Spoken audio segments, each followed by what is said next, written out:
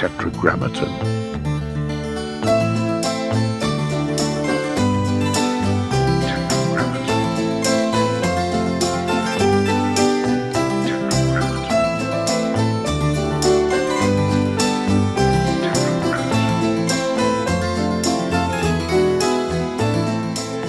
So today's pool workout was a drill called 15s. The premise is 15 jumps, ammo box, swim there, back. So carry the weight, swim, and back. And the ammo box is still, you hold the dumbbell at your chest. Yeah. And swim across the pool. That's right. Right. So and you're free hand. How heavy is a dumbbell? I'm doing it, I call it light. Right now I'm using a 30-pound dumbbell. Okay. But if you were to stop swimming, you would sink to the bottom. Immediately. Right. You're kind of sinking if you don't vigorously swim. It's pulling you down. I call it 15s because there's 15 jumps and then there's a there back ammo box incorporated. And so like the first set is 15 jumps, ammo there back, no breath. And the jump, it will be with like 30. Same weight. One single 30. Yeah. So you sink to the bottom. The Reece. You know the Reece, Yeah. the single arm. So it's like the ammo box swim, Yeah. but you're doing it vertically. So you're jumping with the weight and then swimming with the free arm till you come up and get air, and then you switch hands and you land. Much harder doing it with one weight than two, because when we used to do it with two weights, you could use both arms evenly. When you have free hand, it's pretty nice. Like that's a lot of power that you get out of your having a free hand. So you alternate hands? Every jump, yeah. So when you jump, you stroke, and the stroke hand comes round down to where the weight is, right by your belly button. So you hold the weight, you go down 14 feet. Yep. You jump. Yep. You can only jump maybe 8 of those, and then you stroke with the usually free one hand. big stroke. A big jump and a big stroke and gets you there. Gulp in an air breath. Yep. And then you sink again. Yep, and exhale before you hit the surface. Right. So letting all the air out before you hit the surface. So all you're doing is inhaling, and then when you free fall on the way back down, that's when you switch your hand. I see. And then you land, you squat, and you have to jump. I mean, if you don't jump hard enough, you can't make it. You can't make it, and then you end up struggling, which burns up oxygen, which makes it so you can't do very many reps. So that's the basis of the drill: the swim and the jump. And then we break it up. So I started the drill with what I thought was 6 different combinations. So the first one is 15 jumps, swim in there and swim back. After the 15 jumps, you're pretty winded before you hold the first ammo box, which is crazy. And then you breath hold the whole time, no breathing on the ammo. So you swim there and back, no breathing, right? But it gets worse because it starts with 15 jumps, you swim there back, right? With a breath hold. Yeah. That's the first set. The next set is you swim there, you do 15 jumps, you swim back. Again, always the swims are always. And you're always carrying the 30. Always carrying the 30. And you're always holding your breath. And you're always holding your breath. The next one is there back 15 jumps. So that's the first 3. Then we go into 5 jumps. Swim there, 10 jumps, swim back. Then we do 10 jumps, swim there, 5 jumps, swim back. And then we do a 5 jump, swim across, 5 jump, swim back, 5 jump. Yeah. So always 15. So I thought the 6 sets was all there was in that combination. Yeah. And then my friend said, well, actually, no, there's 2 more. And I'm like, well, what 2 are those? And he goes, well, there's the swim there, do 10, and then swim back and do 5.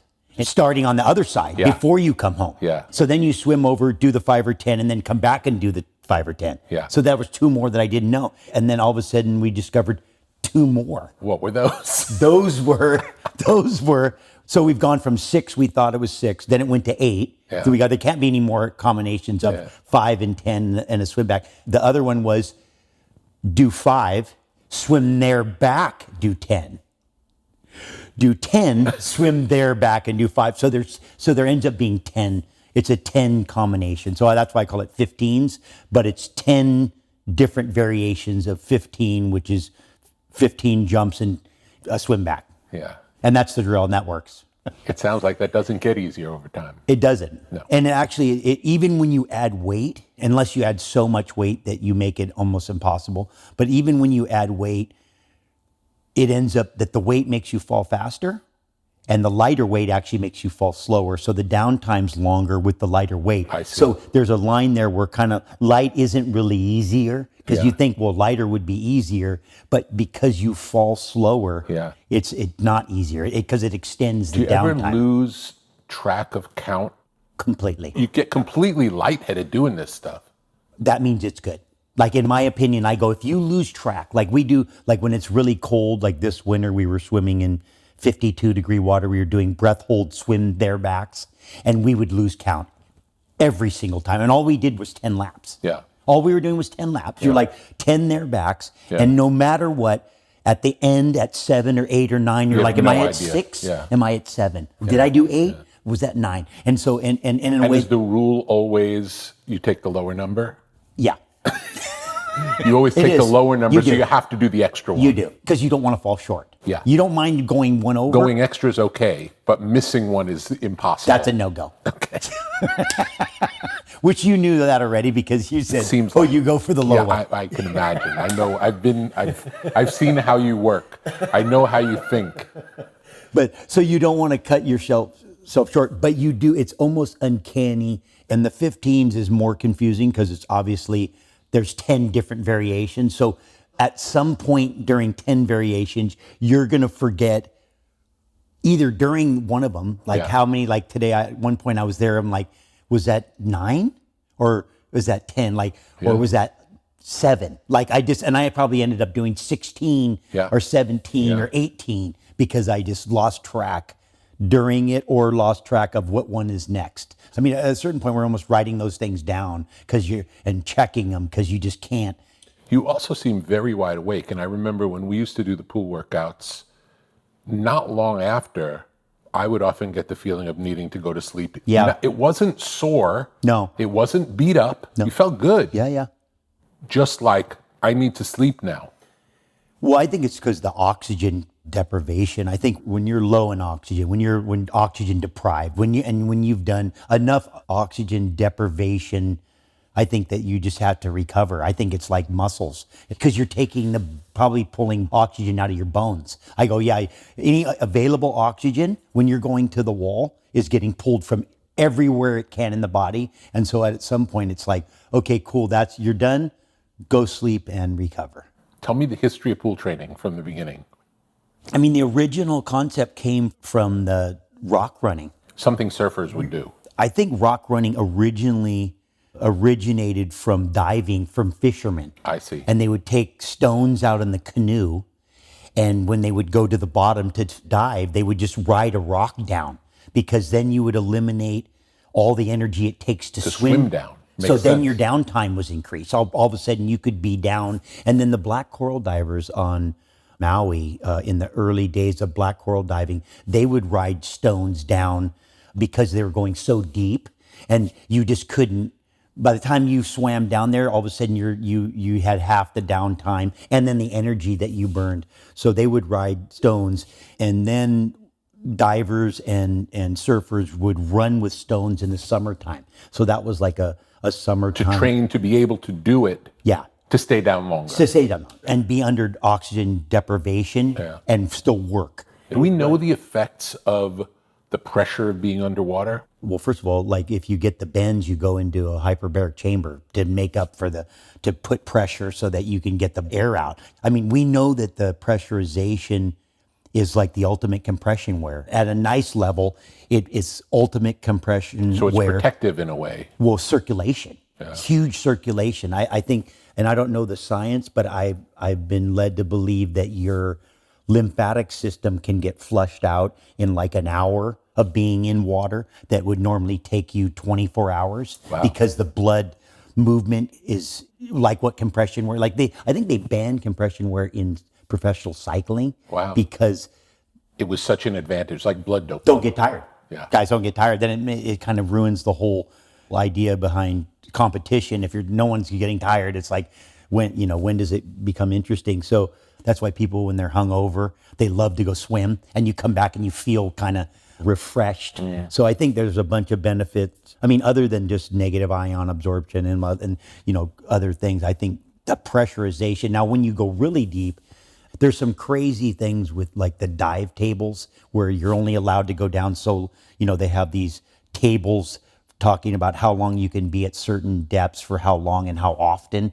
And I knew a Portuguese guy on Maui that blew all of the dive table. Like the Navy came to meet the guy because he would go every single day for 8 hours a day, tank after tank for days and weeks. And they said it was like, technically they didn't even believe it. They said it was impossible. Yeah. You couldn't do that. And I think one of the side effects that he had was very severe arthritis was one of the negative things. But I think we can endure a lot more of that pressure, but down deep is definitely something that's hard on us. I think once we go below a certain atmosphere, I think there's benefits. It's like hyperbaric chamber. When you go in there, you get all the benefits of that oxygenation.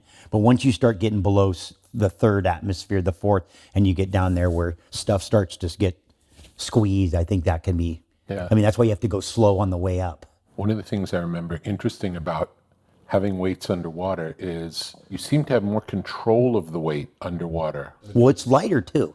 You lose like about 30%, I think, of the load when it's underwater, but you definitely, the stabilization, that's why your body responds so nicely. Like when you take somebody, especially for if you've been hurt and you're coming out of recovery and you got something wrong with your knee or your hip, out of the water, your body doesn't want to go into certain positions. It's protective.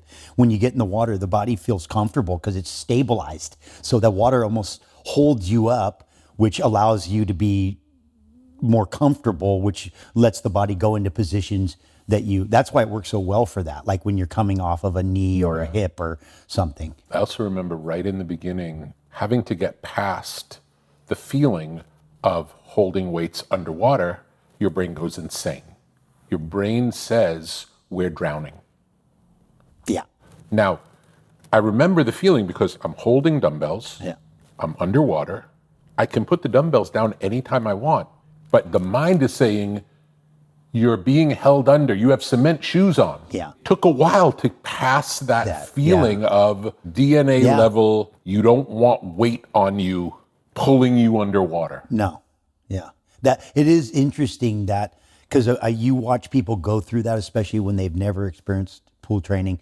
They come in there, you give them some weights, and they'll have the weights in their hand, and they're literally either trying to swim with weights in their hand, or just completely freak out, like panic, and like and then tell them, hey, all you have to do is just set them down. Yeah. Even though they hear that and they know that, it's like you've attached it to them and they're stuck with it. It's like they have it in there. You'll see it in their face. They'll have the weight in their hand, and they'll look at you like, what am I going to do? I can't. You're in the headlights. Cannot let go. Like I can't. How do I? I'm being held against my will. And you're like, well, no, you just set them down on the ground. Like it's okay. And I think that's where a lot of the transformation happens too. Is once you start to be able to override that primal instinct and with conscious, hey, I have time. I can set the weights on the ground. I'll be able to jump to the surface and get air. Once you start to get that part in your head, the word that comes up for me is submitting. I see that throughout other aspects of life in general, is just to submit. Like you gain time, you gain something when you submit, when you're able to just let go and be okay. Take me, do what you're going to, that kind of mentality, like do what you're going to do with me.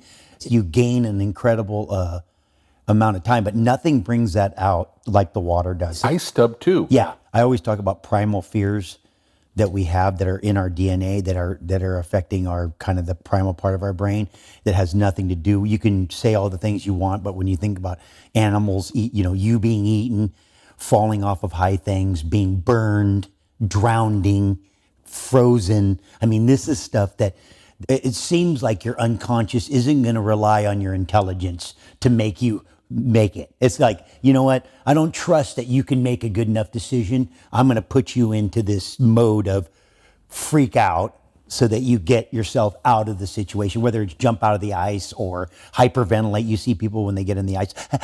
And it's interesting.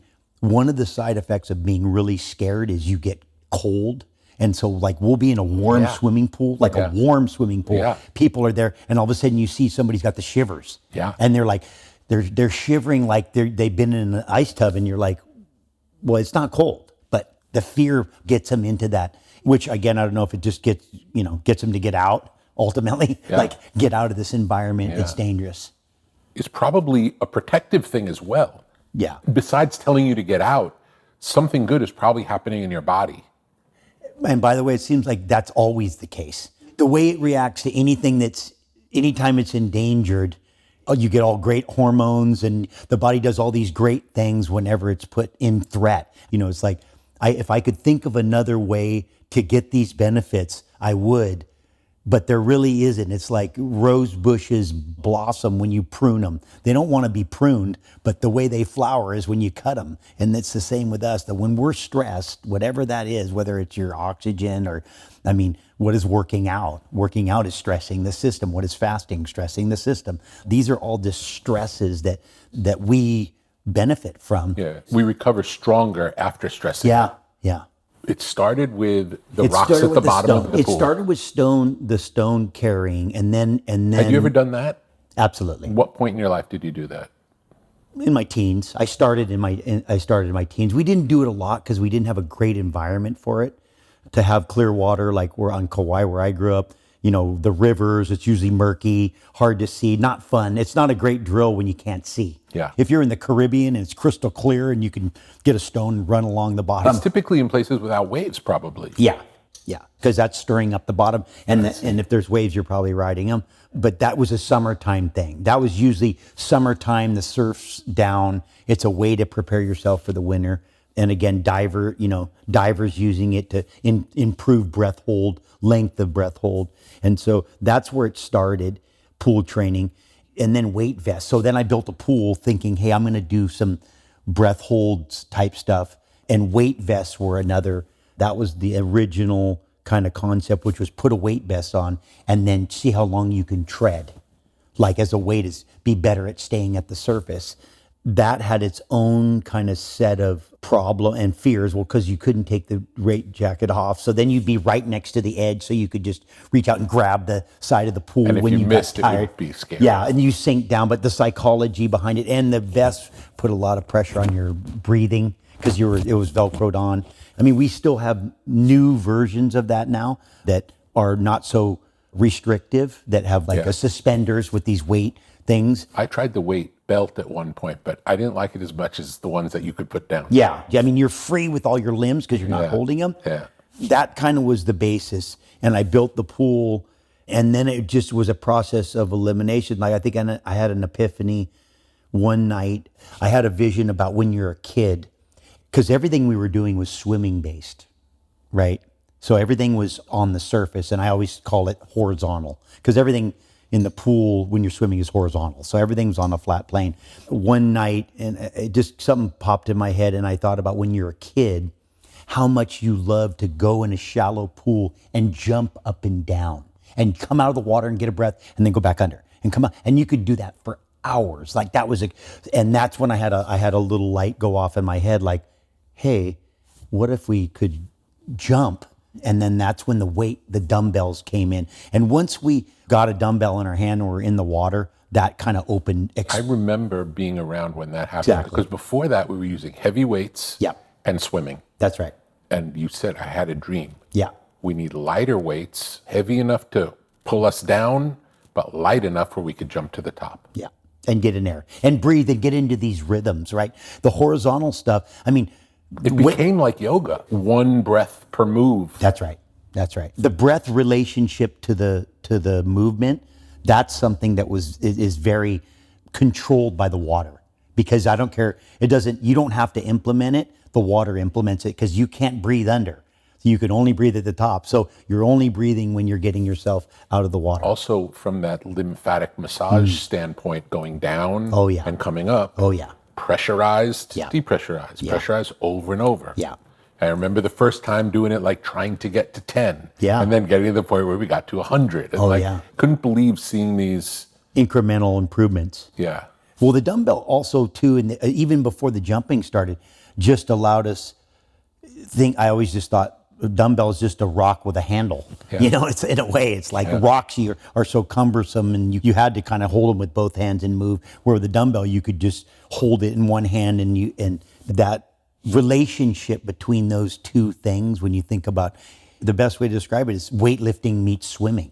It's just a hybrid between the two. You've taken swimming and all the benefits that you have, and then you put them together.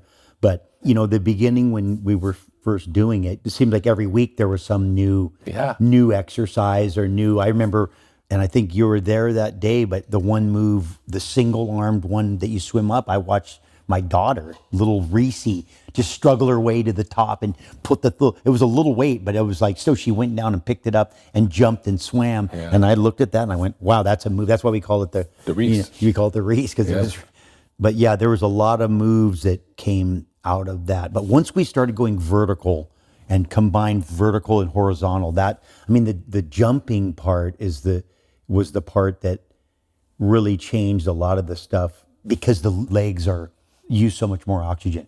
Yeah. So, you know, you start jumping. I mean, you look at most swimming, unless it's a sprint, there's no legs involved because legs aren't efficient for swimming and they burn air. But in our case, we want to burn the air. We're looking for ways to burn air quickly, and you can't beat the leg movement. We don't get to jump as hard as we can in life. We don't. Yeah. That's not a normal, it feels too dangerous. Well, because landing. Yeah. It's not the explosiveness going up, it's the landing coming down that. And so when the water takes away that impact, which has negative, you know, it's good to have that impact for your body, but that allows you that explosiveness and the volume. Yeah. I mean, if you jump. And there's resistance because you're pushing against the water when you're jumping. Right. You're not just jumping your weight, you're jumping your weight against water. All of the water above you. No, it's true. It's true. Well, that's why the basketball guys go crazy. And you think about, like, if you did 100 jumps on hard ground as hard as you could, the next day you'd be broken. Yeah. You'd be hurt. Yeah. Where you can go there and jump 100 times and be like, and the next day feel better than ever. Feel better than ever. Yeah. Yeah. So I think that increased volume, because you're not having the impact, all that lymphatic, even the water running up and down your body is really doing that lymphatic system as well. So, I mean, what do we always say? The proof's in the pudding. It's hard to explain what a feeling you get. And then you add the others, you know, you add the heat and the ice, but in a way the water is controlled breathing rhythms, controlled breathing patterns in a way that you just can't be that precise. I mean, unless you're just watching a clock, then it's a whole different thing. You're not able to kind of be out of when I was jumping, they were saying something about when your eyes are closed, like your brain's in a different pattern, like when you close your eyes. And I was doing somewhere when it gets really hard, you close your eyes. That environment, it's a unique thing because it's like somehow you have to submit, but then you have to aggress, but then you have to kind of relax at the same time. It's the weirdest thing. It's like, and you can drown, and it feels like you're back in the womb. It's a very nurturing. It is. Peaceful environment in the water. It is. Can't talk. It is. No. I told somebody one day, I remember just what you said brought that to my mind. Outer space is in your backyard. Wow. You know, because when you think about outer space, there's no gravity. Yeah. Right? There's no air. Yeah. Like it has some elements about it where you're in space. Yeah. Whatever, you're in the space of water, but you're in space. You go there, and I think that just being in there. I mean, we play music. You know, we have those, and that is an amazing thing when you're in, especially when you're in, like under duress, and then all of a sudden you're kind of have this distraction.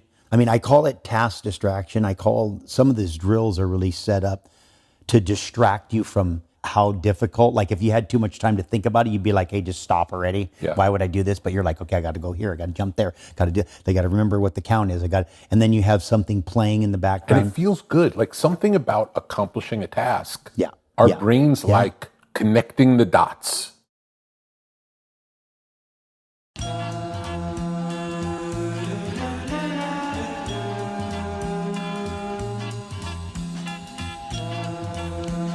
LMNT LMNT Electrolytes. Have you ever felt dehydrated after an intense workout or a long day in the sun? Do you want to maximize your endurance and feel your best? Add LMNT Electrolytes to your daily routine. Perform better and sleep deeper. Improve your cognitive function. Experience an increase in steady energy with fewer headaches and fewer muscle cramps. LMNT Electrolytes. Drink it in the sauna.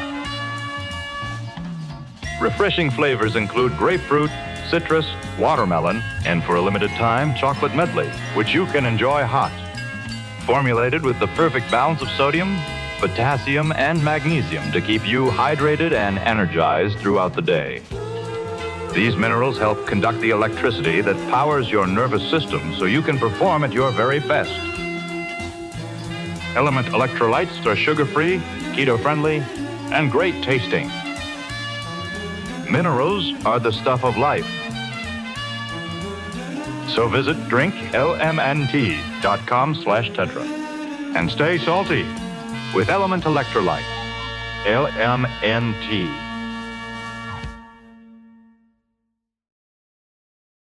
I heard a general give a speech to like the graduating class, and he was talking about making your bed, you know, in the military. They go, make your bed. And he goes, the reason why we have you make your bed is because it's task completion. You start by completing something that allows you to go to the next thing and complete it. So I think we are set up to be that. I know two big music stars, both of whom, even when in a hotel, make their own bed every night. Guaranteed. It's not because you want the bed, it's just what it means, what it represents, or something about it. And it's a ritual too. Yeah, it's like that's part of brushing your teeth. I have my rituals, like putting the dishes away in the kitchen in the morning, like certain things that I do every single day. Every morning, take a shower. I always shower before I go to bed. I can shower an hour before, and then right before I go to sleep, I always go shower. Like it's just like cold shower before sleep? No, hot shower. Yeah. The reason why I think part of it is the cold shower jacks me up. Oh, I see. I get jacked up from the cold. The cold kind of wires me, where the hot shower, if I take it in real hot, then I also I'll go into I'll get colder after. I see.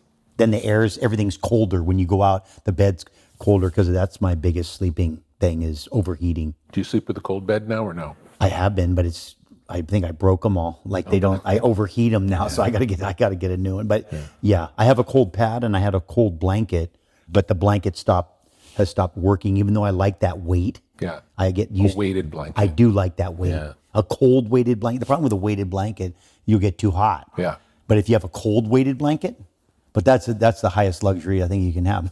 Yeah. Cold weighted blanket to sleep with. Yeah. Yeah. What's interesting about that one, that doesn't mimic nature. A weighted blanket. Maybe it really does. Maybe it's more like childhood being what is called swaddling. Well, think about big fur too. Think about big animal stuff on top of you, like stuffing yourself under leaves or whatever. That's probably where we felt the most safe too. It's because you had some kind of armor over you, because we didn't have thin sheets. I think there was we were under animal skins and stuff, like with some weight. You got some big animal skin on you. There's some load on that. We didn't have nice down back then. And if you're in the tropics, then you have the opposite, right? You have to be cool. Trying to cool off. Yeah. Yeah. Because we've been that way the longest, right? All those things that without modern comforts. Yeah. We were wild. For the longest period. Yeah. Like that. And you can't expect, because we had for 200 years or one or two generations, we have DNA that, holds information for 14 generations, and you're talking about one or two. The dominant part of it, is all that other stuff. And in tune with nature. Exactly. Because if you weren't in tune with nature, you would not survive. So that forced everybody actually to have a certain relationship with it. Yeah. And it seems like as soon as we get a little bit away, the further away we get, the more issues we have. And then we go back to it and they're like, oh, you need to be outside. I had a neighbor, nice lady, walk by and she's like, I really want to go to the next level of my health. And I just was like, I think we were loading a dumpster with a bunch of trees I've been cutting in my yard. And she's like, I really want to go to the next level of my health. I go, well, how are you sleeping? How's your hydration? What kind of movement you got? Everybody wants to go to the next level. How about just deal with the foundation? Because if you're not sleeping, you're not hydrating, you're not active, you're not doing these basic core things, there's nowhere to go. There's no supplement. There's no new exercise. And really, there's none of that anyway without there's this. no shortcuts. There's no shortcut. No, those could be like bonus, but that's all. And maybe enhance the work that you're doing. Like, hey, you're going to work harder and you're going to enhance it by using some hack or something like that. But I mean, even if you think about heat and ice, all we're doing is simulating environments that we were normally in. And in some ways now we're turbocharging it, whereas before you wouldn't get to experience hot and cold on a daily basis. No. You'd have to go through seasons. It would take longer. Yeah. We can condense it. That's right. Do you remember your first memory of riding a wave as a kid? I mean, the truth is that my first experience, shoreline, little tiny kid, probably could barely swim, if could swim. Waves run up the beach on the sand and hit you and knock you and you roll in and you're kind of playing on the edge of land and sea. I could swim early. My mom said I was literally crawl to the pool and go in and swim, which could have been attributed because the way I was born. My mom had that, that hair dryer over the stomach that made room for me when I was inside of her. So they had like a reverse hair dryer that was pulling on the abdomen that created space for me to move. I don't know if there's a relationship with that, and I swam early, but I swam. She said I swam. She said it was like kind of scary how early I swam. But when I was probably somewhere like 3, maybe 2.5 or 3 years old, they took me out on a surfboard and there was little tiny waves in Lahaina on Maui, and they pushed me onto a wave, and I fell off, and it was on a bed of urchins, and so I had both of my butt cheeks completely impaled with urchins as a little, I think I still might have had diapers and stuff. And so that was, I said an early experience. Yeah. I just remember it, somehow, I got impaled, as a young little kid. I think that was the beginning of my, I don't know, just the relationship between the ocean and the severity of it, had respect for it right away. Oh yeah. Urchin, respect. But yeah, so young. I mean, I was around the ocean from a little kid, and my mom was a beach lover, beach goer. My real father was a surfer. My stepdad was a surfer. So, or I shouldn't say real, I should say blood father. But yeah, we were beach people, Southern California. Then take me to Lahaina when I'm a little tiny kid. My mom's boyfriend was surfing every day. So I was just around surfers and surfing in the water. And how big was the surf culture globally at that time? Very small. There were people surfing in France and Australia and, was attributed. You would have probably known the names of half of the people surfing? Well, let's just say all the best surfers in the world, there was only a couple handfuls of great surfers, and everybody knew everybody. And surfing itself the competition aspect of it was almost non-existent.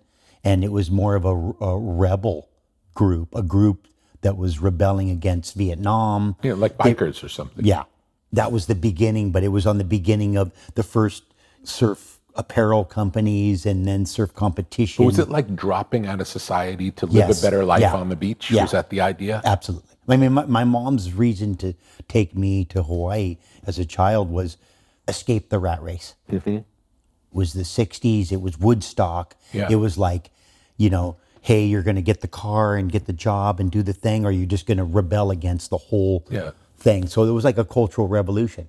And surfing was definitely, at least my parents, they were on the tip of the spear. I mean, there was people in the 50s and stuff too, but the real kind of surge in that culture, in the surf culture, was that. It was. And in that, when you were growing up, was it people were riding longboards? It was longboards, and then the 60s, which was drugs like acid and board design. I would describe it as just it was an explosion in creativity. So it was a crazy, what can we ride? Fiberglass came out, foam came out. Do you remember pre-fiberglass? Well, I can remember, fiberglass was created way before that, but having foam and fiberglass in the surf industry and being able to start to play with board shapes and do all the stuff that they weren't able to do when they had wood and there was no fins. So it was the Longboard were the first fiberglass boards with foam, and then that allowed the shortboard revolution. So first it was wood boards. I wasn't born yet. That's before your time. I came right when longboards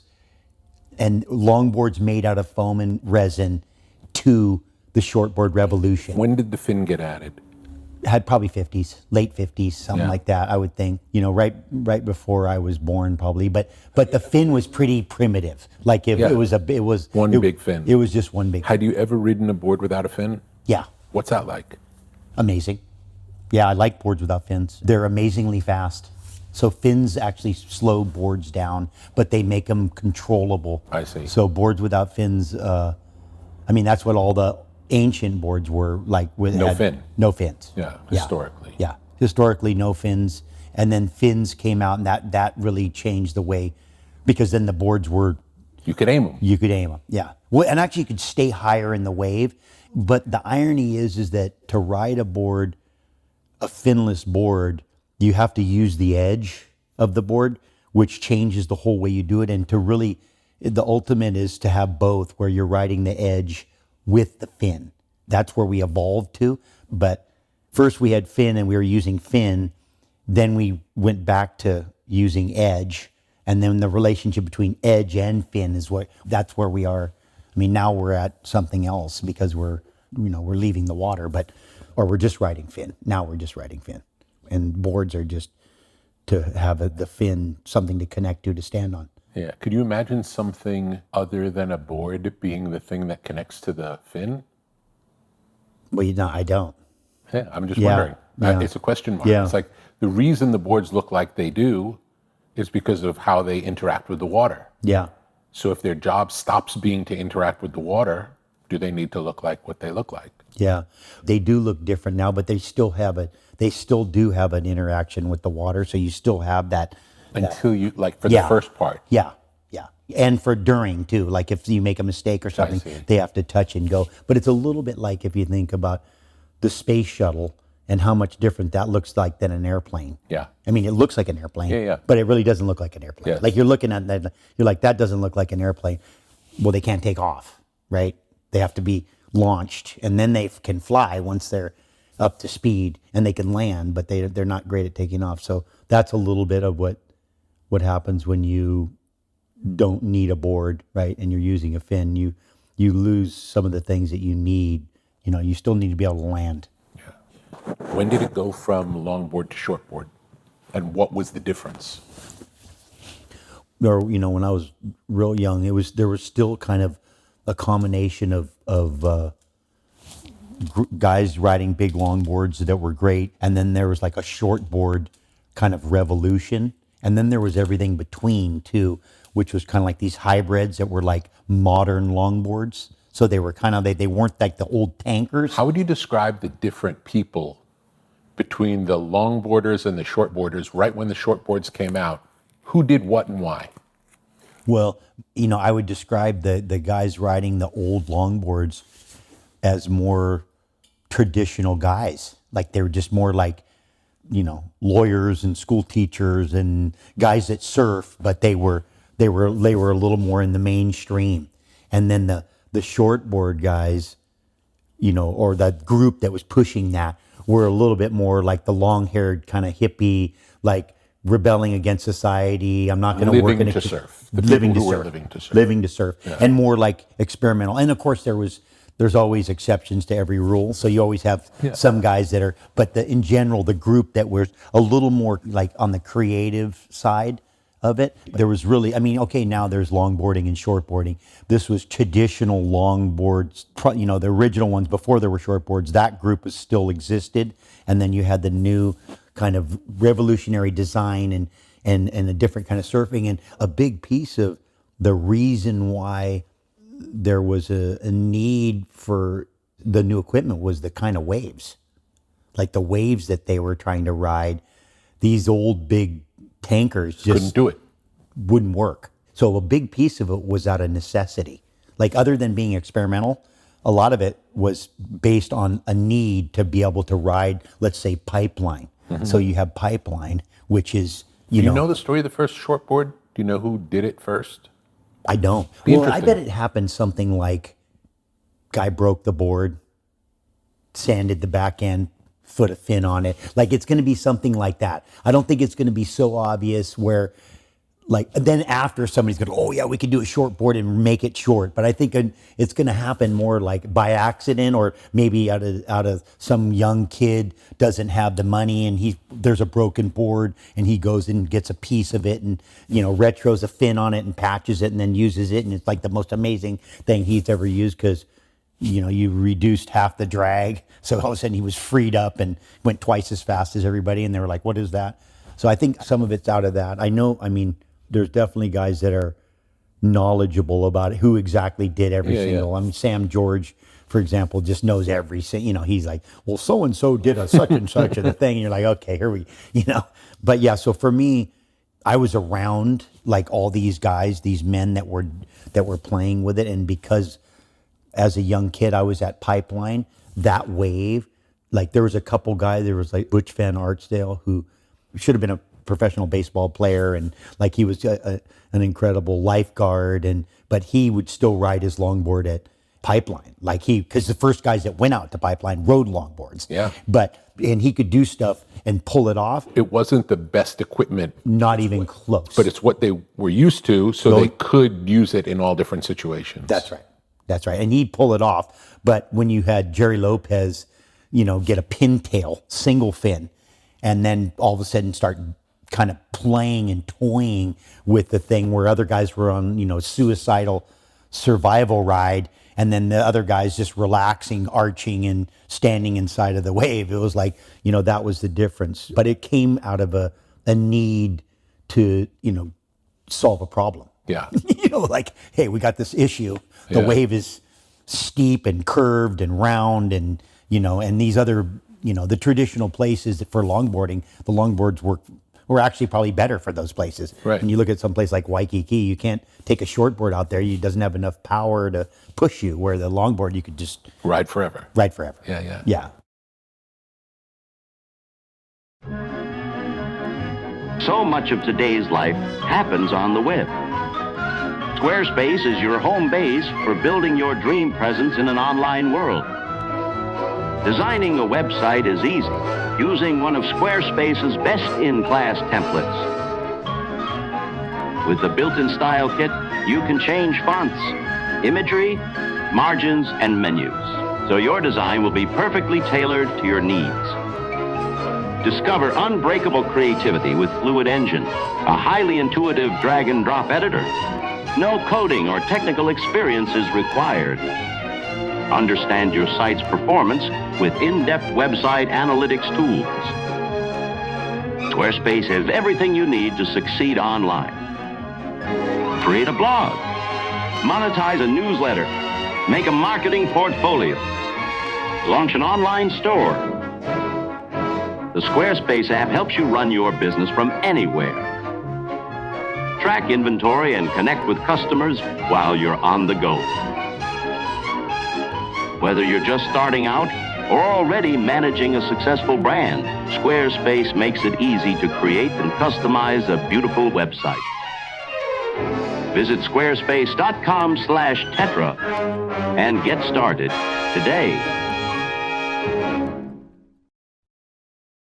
Do you think the maneuvering of the shortboard was inspired by skateboarding, or was skateboarding inspired by the maneuverability of the shortboard? Skateboarding, from my understanding, which was surfers without waves. Yeah. They were like, there's no surf, it's flat. Can't we? What can we do? What can we do? Like how do we, I got this land sport. It's just going to be just like surfing. And so it came from that. I mean, surfing was obviously around because it was Hawaiians were doing it. I mean, it's surfing, the art of riding a wave was there, but it was board surfers with no surf. You're in Southern California and it's flat for a month and you're like, hey, what do you want to do? I got these roller skates. Let's glue them to a piece of wood and And a lot of what they did early on in skateboarding was try to simulate surfing. They were trying to surf, and then they started to realize, hey, we can do other stuff that you can't do in surfing. It's interesting, again, like I said, when you look at how surfing, the longboards you used, or finless boards, you used your edge, and then we got fins, and then we used the fins, and then eventually we evolved to using the fin and the edge. And you look at snowboarding and like skiing, and then how skiing influenced snowboarding because they had the technology of how to build a ski, so then they built a snowboard. But then through the development of snowboards, they figured out this side cut that they put on skis. It revolutionized skiing. It's all, it's like this whole give back thing. And so skateboarding ended up giving back to surfing through the aerial and acrobatic part. So then you had young guys that were good surfers skating, and they were learning all these tricks because, first of all, it's a little bit like the pool, which is, it's a great environment. It's because it's consistent. Like you can go there and it's a nice, stable, consistent thing that you can do things that you can't do out in the wild kind of thing. So you go to a skateboard park, learn a trick, and then like, oh, okay, let me try it on a wave, right? So it ends up giving back, it's like you trade and you end up giving back. So skateboarding comes back in and gives back to surfing. First, skateboarding came from surfing, and then it comes back later and gives back to surfing. So you see that a lot. After shortboards, was the next revolution in surfing windsurfing? Well, wakeboarding too. It was like water skiing, but on a board. That's right. Again, surfers. Yep. Summertime. Yep. Boredom. Yep. A lot of boredom involved. Get it behind a boat. They're on a surfboard. They're behind the boat, and then we were riding on, and then we're like, okay, well, this board's cool, but we don't need all this board. Let's try a little smaller board, and then pretty soon they're making boards specifically for being behind a boat because you have that power source. Yeah. So then you don't need. And it works on lakes. It works. That's right. Yeah. Have you ever done it? Yeah. Fun? Yeah. Yeah. I always liked water skiing because of the speed and the power and the turning, but that also speaks to my kind of choices in the discipline. Like in surfing, I like big wave riding. It's more like downhill skiing and, like racing. It's like downhill. Do you think the main difference is the speed aspect of it? Is that what draws you, or is it something else? In big wave riding? Yeah. I think that the speed is a reflection of the intensity. So I think that big waves and just the energy of the big waves, I think speed's just a byproduct of liking that intensity. And then also for me being raised around, it was what I admired when I watched everything. And if you look at the disciplines and you think about acrobatics, you think about skiing and it's acrobatic, that's one discipline. It's more gymnastics, usually going slower. Yeah. It's not like a downhill course where it's full wide open. I mean, if you crash doing acrobatics, it's severe too, but it's just not quite like flying into a fence at 80. And so big wave riding, you have the smaller wave acrobatic aspect, and then you have big wave riding, which is more like full throttle, wide open. Yeah. When you were a kid, how often was the opportunity for big wave riding, even just for you to see it as a kid? A lot. I saw like guys like Butch Van Arsdale and Jose Angel and like Warren Harlow, and I saw I think the bull was already gone by then, but I saw that generation, those big wave riders that were still riding giant longboards. The very first people to ever do it. Yeah.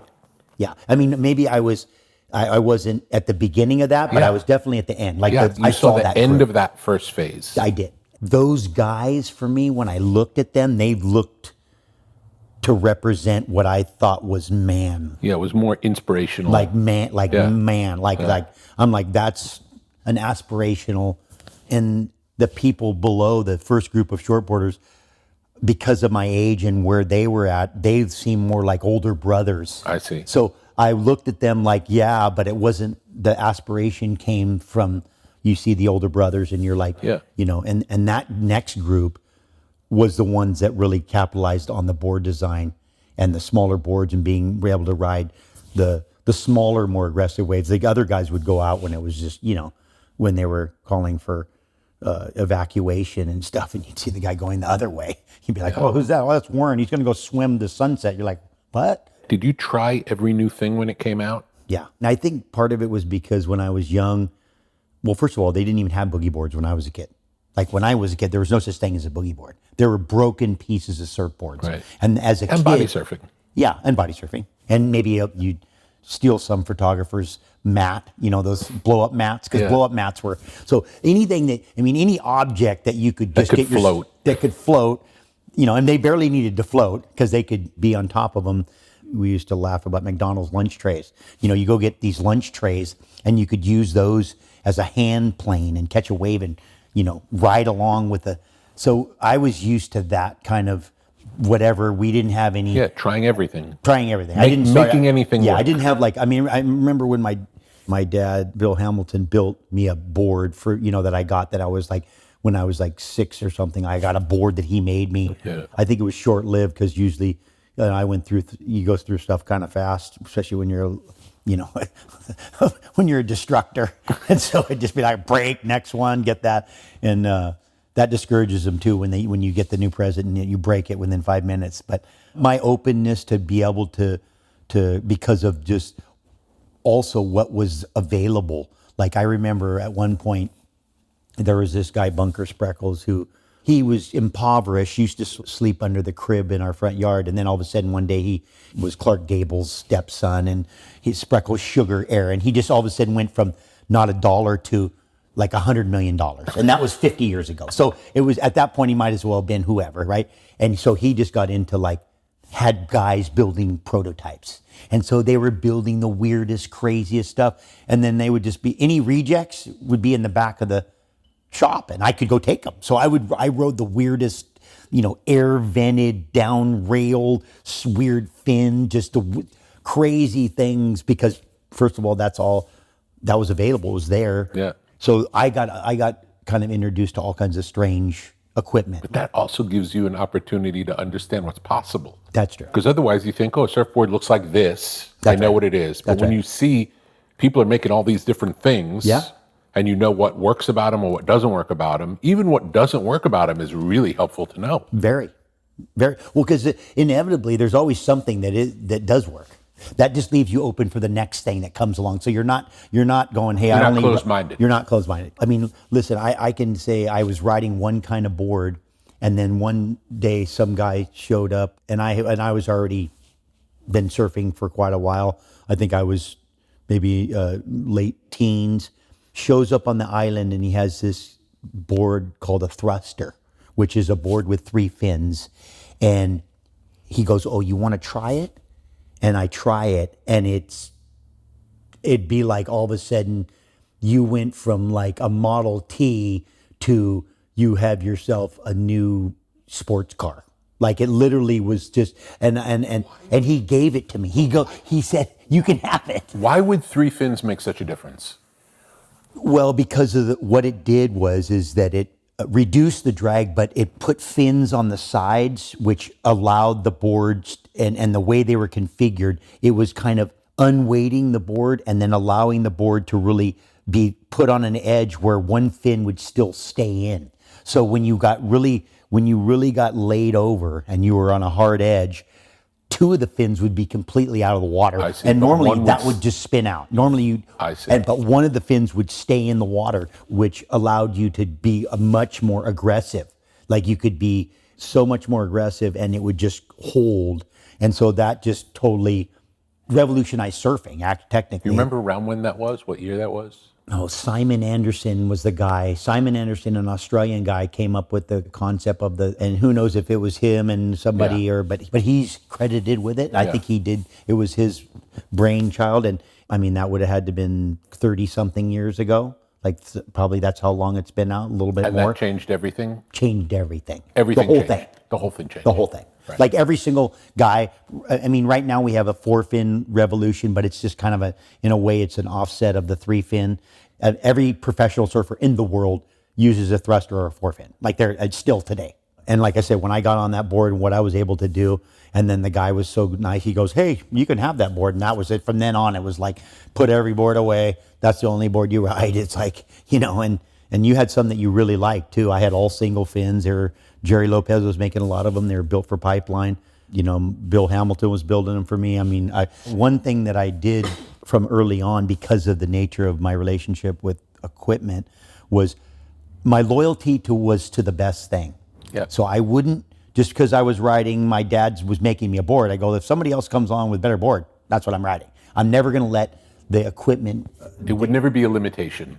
Never. Right. I'm not going to compromise it because of my loyalty to a brand or loyalty to my dad, or I go because that's the tool. Yeah. So if the tool can allow you to do a better job, yeah, or do it the way you need to do it or want to do it, yeah, that was it. Yeah. If it was better, it was better. And I think that allowed me to kind of bounce along and I always made it clear to whoever I was working with, like, hey, listen, if something, and I could come back to them and say, hey, this is what they made, and they could make one that looked like it and see if they can make a better one. Yeah. But whoever made the best one was this is the tool that I use to do this thing that I do.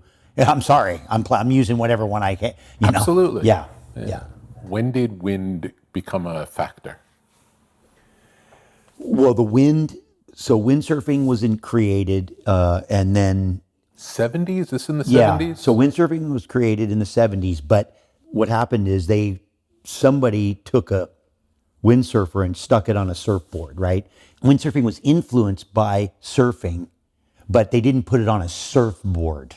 They didn't put it on one that was like... They put it on like a little sailboat. That's right, yeah. Well, there was a board, but it was more like they put it on a board that looked like what the boards looked like in the 50s that they surfed on. I see. It wasn't on surfboards that they were using in the 80s. Mm-hmm. And then sometime early 80s, they stuck one, and I think it was on Maui, and I believe it had to do with Jerry Lopez, Mike Waltz, Matt Schweitzer, so with some of these guys.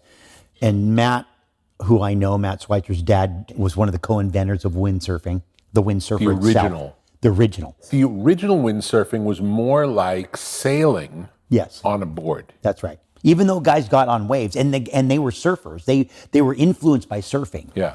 I mean, the sons of the guy like Matt Schweitzer and my friend Mike Waltz and some of these guys, they took those boards and pulled the keels out and sailed them onto little tiny waves and probably had the epiphany of like, wow, we can interact with the surf. But when they took the sail off that thing and stuck it on a surfboard, which I think the original one was a Jerry Lopez surfboard for pipeline, then you had yourself a new thing. And I was exposed to that at that point, I would say in 85, 84, something like that, mid-80s, I was exposed to that. And when I saw that, and I saw these guys sailing out and hitting waves and flying, I was like, that is something I want to do. Like, that's a crazy thing. But how many people in the world were doing it at that time? Oh, no, there was companies, right? Because windsurfing itself had regattas, and there was a ton of windsurfers out there. But the core of the guys that were doing it in the surf, in the waves, like, it was all mostly, I want to say, I mean, and there's probably little satellite groups around the world, but Maui was the focus. Yeah, also because of the wind. The wind. Maui had the best wind. In the world. Yeah. One of the best. I mean, okay, there's the gorge in Aruba, but Maui was and the wind and the waves. Yeah. Right? So you had that, and you had those guys that were all, like I said, were great windsurfers. They were all... And still today, if you drove in Maui, you just find a bunch of windsurfers. But now kiting's being influenced, and now winging. Yeah. So they have other wind disciplines, but windsurfing today, you still have it. So that's the beginning of that. I get exposed to that. I mean, I've been sailing for a year or two, and some guy comes over from Maui.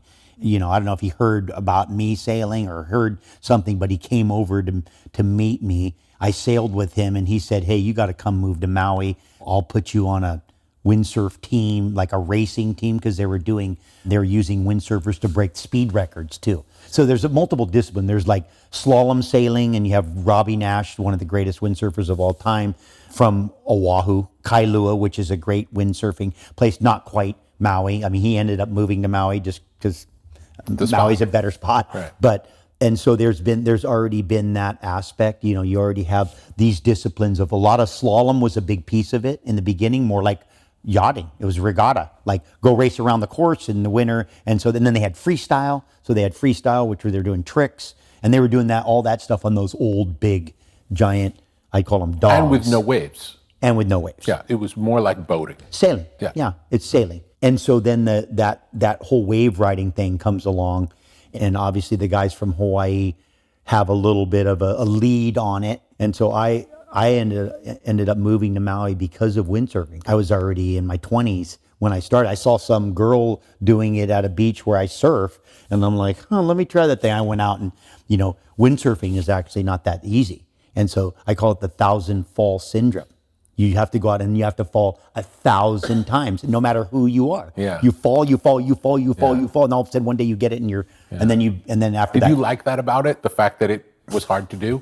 Did you like the 1,000 Let's just say falls? I wasn't discouraged by that. Yeah. That didn't discourage me. Yeah. I was like, yeah, no problem. First of all, and I probably shouldn't be this way, but I see these people doing it. I go, well, if that guy can do it, and that person can do it, and they can do it, I know sure I can do it. I can do it. Yeah. Like no matter what. Yeah. I could suck, but I know if they can, I can. Yeah. And it's back to, I've come to learn that's true about everything. That if somebody can do it, somebody else can do it. Yeah. And no matter, because sometimes we go, oh, well, so-and-so, but listen, we only have 2 arms and 2 legs. Yeah. And 2 eyes and 1 brain. And at the end of the day, we're not so different that we're going to be able to do something that no one else can do. Mm-hmm. Now, maybe you can do it first, and maybe you can do it in a way that's different than anybody does it, like music, but you're not the only person who can play a piano, and you're not going to be the only person that can play a flute or a guitar or whatever, because sometimes we have a tendency to think, well, we're going to be the only ones that can do this. No, we're not. If we can, they can. That's how. So that's my mentality. Welcome to the House of Macadamias. Macadamias are a delicious superfood, sustainably sourced directly from farmers. Macadamias, a rare source of omega-7, linked to collagen regeneration, enhanced weight management, and better fat metabolism. Macadamias, heart healthy and brain boosting fats. Macadamias, paleo friendly, keto and plant-based. Macadamias, no wheat, no dairy, no gluten, no GMOs. No preservatives, no palm oil, no added sugar. House of Macadamias. Dry roasted with Namibian sea salt, cracked black pepper, and chocolate dipped. Snack bars come in chocolate, coconut white chocolate, and blueberry white chocolate. Visit houseofmacadamias.com/tetra.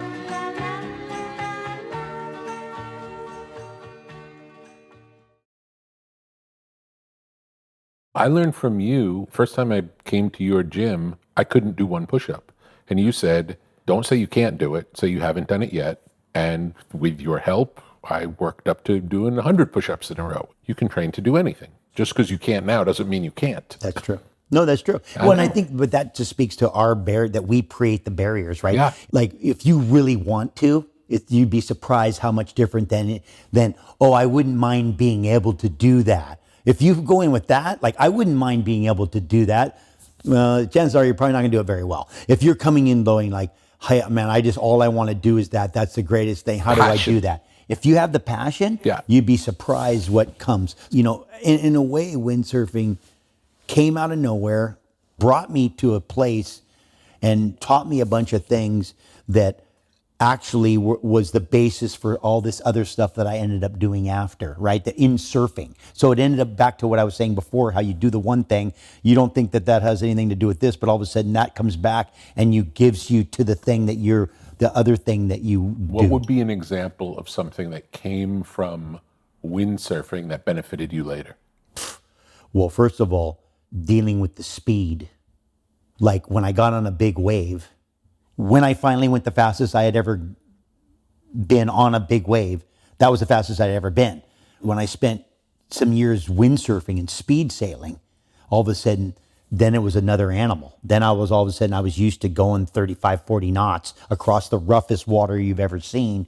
So my reaction time, my speed acclimation was another animal. I was another animal. Then foot straps. All of a sudden now I'm used to being in foot straps. I mean, I got a couple broken ankles to show for it, but I was used to foot straps. Like windsurfing made me foot strap friendly. So when I put foot straps on my big wave tow board and I got towed in and I'm descending on waves bigger than I'd ever imagined I could ride, all of a sudden now I'm good with the speed because I'm used to the speed. I'm good with being attached to my board. I know how to use the foot strap and be in the foot strap. So that was just the first, other than like the influence of equipment, that the stuff that went, because what happens is with windsurfing, when you really go fast, you really find out if your fins work or not. All of a sudden you're like, oh, these fins suck. Things fail quickly. Yeah. And so and then all of a sudden all that information that you learned about materials, about shapes, about all this stuff that made you go fast on a windsurfer, all of a sudden you put that into the big wave board, it's a different board. The whole thing's a different animal. So things like that, right? Things like technique. What about the idea of towing? Like, in a way, the sail is the motor. Well, that was the original influence for towing, right? Because we were windsurfing, we're out at sea. Yeah. We sail onto a giant swell, right? Which on a surfboard, you would never even look at that because that would be a mile out from you and you wouldn't be able to catch it because it's not breaking. So it wouldn't even be in your brain. Not possible. Not possible. Yeah, physically not possible. Physically impossible. Yeah. Not even remotely possible. Yeah. Doesn't matter who and when and what. Never going to be possible. Yes. But you're on a windsurfer, you're like, wow, it'd be amazing to be on this wave without this sail, because this sail is restrictive, it's cumbersome, it's big, it's affected by the wind. I can only go certain ways and do certain things. I'd love to just be here right now and just throw that sail away and be on my board. So when we started towing, when we figured out that you could the very first time you ever towed? First time we ever towed was Summer Day, North Shore of Oahu, a place called V-Land. So we were outside V-Land, which is on the North Shore, and we were freeboarding. We were behind a boat, behind the Zodiac, towing around, summertime board, but there was a little swell and let go, being towed. And I either was driving the boat and I towed Buzzy or Derek on a wave, or Buzzy was driving and he towed me on. I think I let go and I went, oh, I can catch a wave. So no one had done this yet. No. This was a new thing. No, not that we know of. Now, no, people, of course. Yeah, but people, because later on you weren't copying it. Yeah. No. At the time you did it, you weren't copying it. No. Never seen it. Never thought of it even as a concept. And if it wasn't for the sail experience, you might not have thought it. No, because we wouldn't have the desire to go try to get ourselves early on those, because we had been on those. We've been going out in stormy, giant surf on the North Shore on our windsurfers and getting on these swells and just being like, man, it would be awesome to just not have this sail and just be able to ride this wave in. And so that in the back of your head, you're thinking, oh man, it'd be great to not have to need that, but how do we get on the wave without that sail? And then we can throw the sail away and then try to go back and get it. Like, that's not going to happen. How long was it between the windsurfing and towing? Couple winters. Like short. Couple winters of windsurfing, big waves. Yeah. Then the summer coming, where we got towed on by the Zodi, and we thought, let's try that. And then because we tried it that summer, so that very first swell of the winter, we implemented the towing and it worked unbelievable. Very first time, let go, fly on the wave. Wow. And then after that, it was just like a light went off, and it was just, from then on, we were just like, don't even talk to us. No, it was either sometime in that first window, we had been invited to a big wave event, which was the premier big wave event at Waimea Bay. The Eddie I. Cow, Derek Donor, and myself were both invitees. They hadn't had the event in 7 years because the storms just hadn't been right, the conditions, and those were the winters that we had been windsurfing in giant surf out at sea. And so we had been riding huge surf, but the event could never happen. We go out, we're towing. The guys came on the jet skis from Waimea and said, hey, the event's on, you guys got to be down in Waimea. And Derek and I looked at each other and we just said, well, we're not going anywhere. And please Derek yells, hey, make sure you put the Hawaiians, put Hawaiians in. I'm like, put some people from Hawaii into that event to take our space. Yeah. And then we never looked back. So they drove away and then we were by ourselves like 2 miles out, just going round and round and probably round. For the 7 years leading up to that, you were hoping they'll do it this year. Hoping. And then when it comes, we got something better going on ourselves. We're good. We're doing our own thing. We're good. It's amazing. We're good. It's an amazing story. We're good. Would it have felt like going backwards? Couldn't even look. Couldn't. We was not even like what? No, there's not no interesting way. At all. At all. Not even close. What we were doing, that would be like there's no way. Like that was his life completely. Like I had been doing some other stuff. Yeah. So I was a little bored. And for him, it was no decision. For me, it was not even, I'm like, did you see what we're doing right now? Because I don't know if have you watched? Because that's a funny story. I don't know if you remember this story, but I have a story. You were out surfing at the bowl one day, and it wasn't like a particularly big day or anything. Yeah. And you were working on some different tricks and stuff, and you did something unusual, and you said to someone in the water, did you just see that? She thought, like, look at what I did. And you were looking, my understanding is, you wanted to verify that it happened. Yes. Because you couldn't believe it happened. Yes. So if someone else could say, yeah, it happened, then you know it happened. Absolutely. That's half the reason why you want a friend with you, because something's wrong with you. This isn't what you think it is. That you didn't do that, or that wasn't what you thought it was. Yeah. And so in a way, you're just looking for that. That's all the thing. And never is it like, oh, did you see what I did? Like, come on, like that. You just want verification. That it happened. Verification. Yeah. Did I actually do what I think I do? Because it felt like that, but I didn't get to see it because I was doing it. So I was like, I didn't. I mean, listen, when we were kids, when we were younger, that's why we were so enthralled by getting a picture or having something filmed. It was because you never got to really. It was proof of concept. Otherwise you didn't know. You were like, what was it that? How does it feel? Was it as big as I thought? Was I doing what I thought I was doing? Because it felt like I did this and that. Yeah. But I don't know. So I'd like to see it. And so that's how, for us, we started. Like, that's why it was such a great, like, oh my gosh, a guy had a 8mm camera. And I mean, it took 3 months for him to get the film back. The film back. And you know what? Some of it was, overexposed. But we got, and you were like, oh, cool. Oh, yeah, well, that wasn't why. Well, either you were disappointed because you thought it was great, or maybe your mind made it up to be bigger than it actually was. Yeah. And that's what we used. That's a really interesting idea, that we can't really trust our own understanding of things that we experience.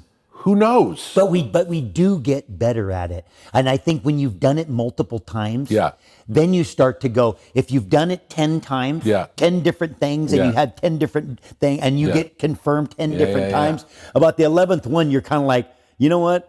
I don't have verification, but I know that felt exactly like those last 10 that I did get verified. And it's the same with, like, if you film yourself doing it and you watch the film all the time and you get better based on that, you can make corrections. That's true. I remember at one point, my friend said I was doing something with my arms when I was a kid, and I was probably early teens or something like that. And I'm like, no. And he made a comment like, hey, you're helicoptering. It looks, and I'm like, And then some guy actually filmed us. And then I saw the thing and I go, oh my, I'm doing the thing that he said I was doing. You wouldn't know. You wouldn't know. Because it's automatic. Right. And you don't get to observe it. I told people, I go, when we were young, we were doing it and then we captured it. Now what you're doing is capturing it. Yeah. Like when we were young, to have a photo, a nice photograph or a film when we were kids, it was amazing. Now it's a GoPro and everybody's filming every single move. And actually that's what you're doing. You're doing is filming. Then it was like, you might get to see the thing in 2 months when they, if everything goes well and, the guy didn't blow it. But in terms of getting better, it's great. Yeah. In terms of having that feedback, if you want to get good at something, measure it. Yeah. Yeah, no, it's true. I do believe that there is some value about not knowing too, and the mystery, mystery of it. The mystery might make you less observant. Like you knowing how you look, to be like, I'm going to do this because you feel it more.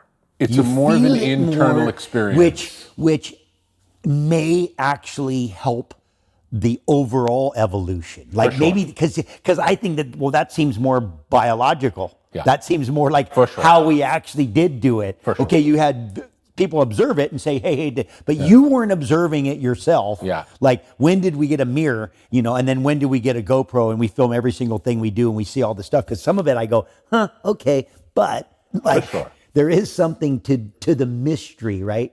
To the mystery of it. Like you're going off of how it feels to do it when you do it the best. Yeah. That like what I say, how it feels the best may lead to you actually doing it the best way.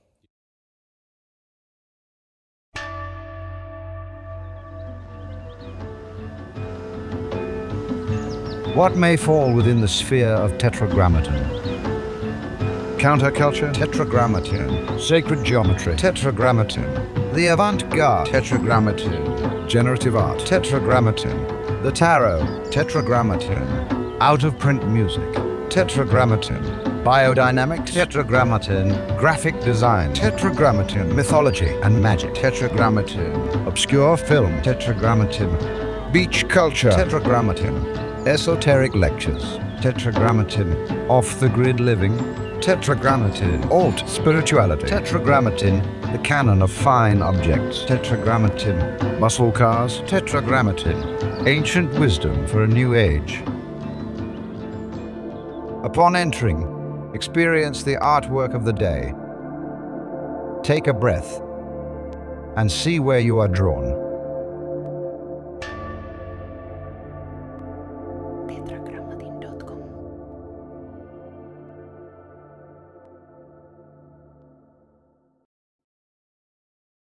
Did you get to see a lot of surf movies growing up? I did.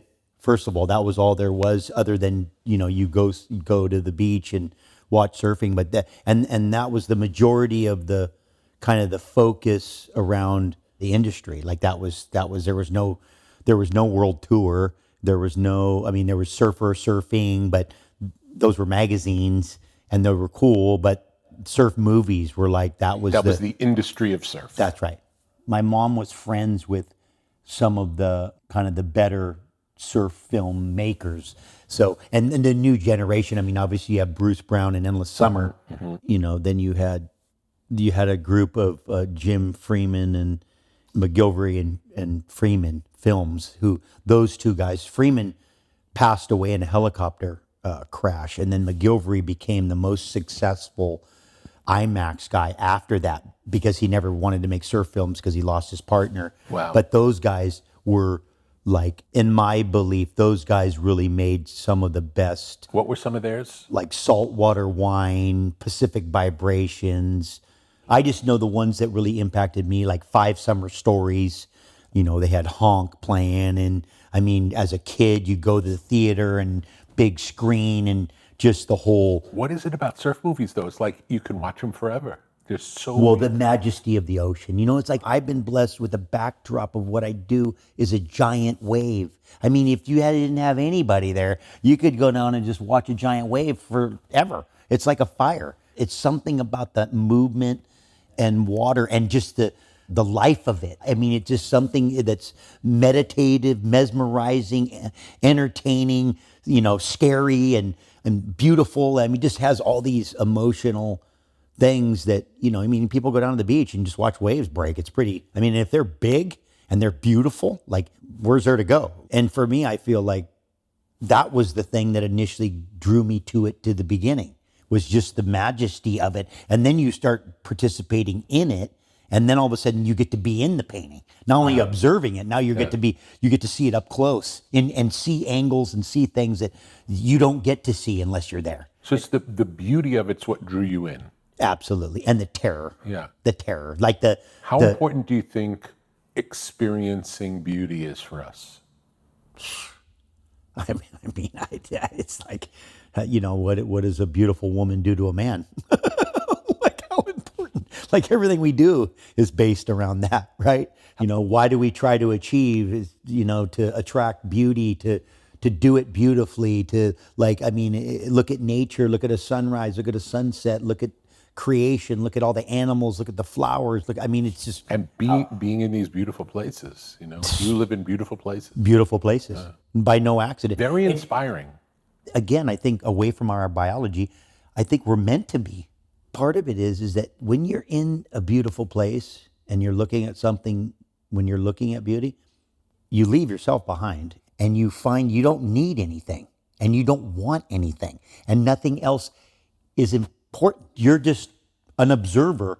It's not about you. It's about what you're observing. So in a way, it seems like that's the whole idea behind, what meditation and being a monk and all these things is about, right? It's about you separating from you and just becoming part of. I mean, listen, a desert is beautiful. A rock mountain is beautiful. The truth is that man makes beautiful things, but when he doesn't try to make beautiful things, then there is no beauty. But nature, you cannot compete with nature. Nothing that man creates, as beautiful as Paris and the Louvre and St. Peter, different competition. I mean, we go to Yosemite. I mean, it's all good. And why is it beautiful to us? That's another question too. Why are these things, why is a desert beautiful to us? Why is a mountain beautiful to us? That's a bigger question. Because and it contains some mystery because that why is it is mysterious. That's right. Why do the rocks in Monument Valley have the effect that they do when you see them? I believe that has to do with, because it's a physical representation of God. Yeah.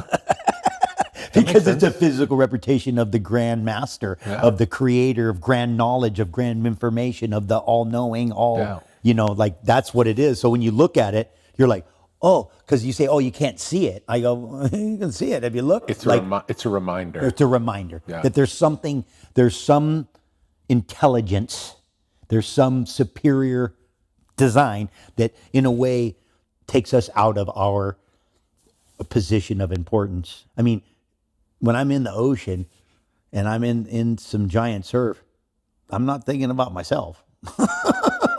Except maybe when I'm in front of one and it's going to break up my head, I'm like, wow, I might die right now. But I'm not ever, and when I'm in it and in that thing, in a way, I'm not thinking about yesterday. I'm not thinking about tomorrow. I'm not thinking about my, what I did or didn't do.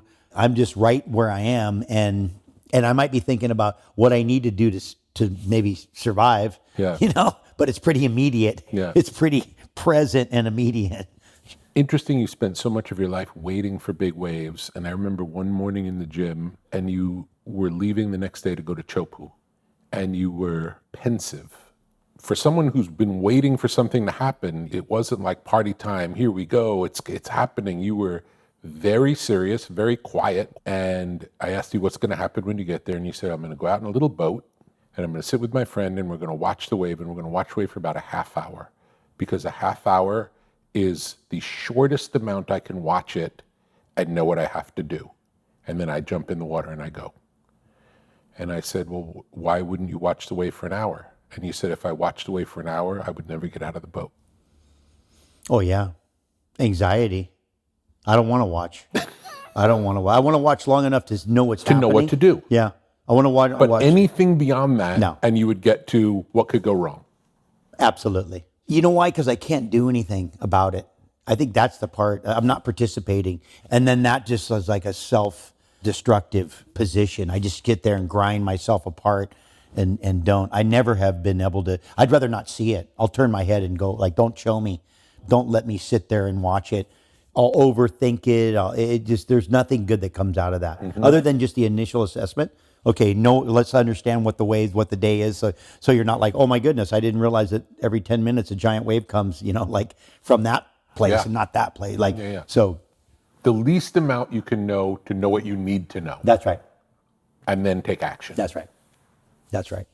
Yeah, especially going into environments and situations that you don't have high volumes of experience. Mm-hmm. Like when you're going to a spot you've ridden 1,000 times and the consequences are low and all those things, then it's just, it's not even something to think about. But as you get into these situations that you have less exposure to, less volume, and the consequences are higher. Yeah. And ultimately you're gonna assess as you're in it too. I mean, we always did that especially in the early days when we were at Jaws on Maui at Peahi, we would always work our way in. We had a few sayings. We called ourselves the shoulder soldiers, right? Where the shoulder of the wave is the safest spot. So we would start off and just catch one on the edge and just be like, okay, let's feel the water. Let's see the thing. Like no ego, no hey, watch what I could do. And just, walk over and get yourself crushed. Like we had no no problem being like, and I could see guys go in and just do stuff, and I'd be like, wow, that's an interesting way to approach it. I could never approach it that way. Yeah. But that was something we would go about, certain things that we did that we Tell me the story of first seeing Jaws. I heard it from far away, and we had been talking. You heard the crash? I could hear the crash from miles away. Like Piahi, the word Piahi, which is the Hawaiian name for Jaws, means the beacon, to be called. So it calls you. You hear, and then you're either drawn to it or you run like But heck. the sound is different than other waves sound. It's a deep, like, sounds like mortar fire in the distance. Sounds like a war. Like, sounds like boom, like low tone, big power. You can just, you know, like boulders are moving kind of thing. But far away. Far away. Yeah. Miles away. But the fact that it's miles away and you can hear it tells you something about it. Something large, something severe. So we had, you know, and it had a reputation on Maui when I moved there for windsurfing. And I had moved to Maui being a surfer, needing to surf, and then coming to a windy place that the surf was usually pretty messed up. But there was another really good wave on the other side of the island that was a really good wave, but it was just very infrequent. Honolulu Bay, which I would go to and surf to kind of fulfill if I didn't fly to Oahu and try to surf pipeline. Maui's a big island. To get surf, you have to drive a lot, a lot of wind, mostly the wind. A lot of the spots are completely, you know, destroyed. So you're there to windsurf, and then you hear about this wave. It's not like it's on the road. You just drive down. It's like, you know, 5-6 miles into a pineapple field. You got to know which roads to go on and which places to get to even be able to get to a spot where you can actually see it. So my friend Jerry Lopez, who built a lot of my boards, who was the king of pipeline, you know, the master of that wave, and built my boards. I've known him since I was a child. He used to, let me stay at his house. Did you say a mentor? Mentor, yeah. Right. Like an older brother. Yeah. Like an older brother, but definitely Great. Crazy good. Yeah. Crazy, beautiful, like make boards for me, let me stay at his house, like very supportive of me my entire life since I was a little kid, right? You know, his house was at Pipeline. So, and he lived on Maui as well, which was kind of ironic. So, and he was involved with the windsurfers with the first boards, and he windsurfed. And so, I didn't know he was into windsurfing. Into windsurfing. Cool. Yeah. Nice. Yeah. So he tells us about that wave, and he says, yeah, they called it domes because there was a dome house, but then that burned down, so they couldn't call it domes anymore. So then they called it the atom blaster. But he said that it gets giant, and some people may have paddled out or somebody, but no one surfs it. It's a way that just it's there, and it's giant, and it's pretty. It's so rugged, giant cliff. You have to hike down. Not You have to surfable. Come by boat, yeah. Belief is not that a it's surf not- spot. yeah. Yeah, not a surf spot. Like maybe you could go and surf it, but it's not a surf spot. Right. Like it's not a place people surf. Whether they surfed it or not is beside the point. It's a little bit like towing. Did they tow or not tow? We don't know. But we went there. No one was surfing it. We didn't see anybody surfing it. We saw it big. What were your first thoughts? How perfect.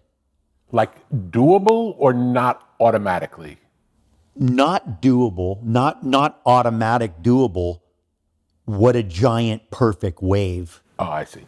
Don't know if it can be ridden. Right. And I think we saw it, and I don't know if we already were towing, but there was like a correlation between we had already been towing and we saw it. Had you never seen a wave ridden that looked like that?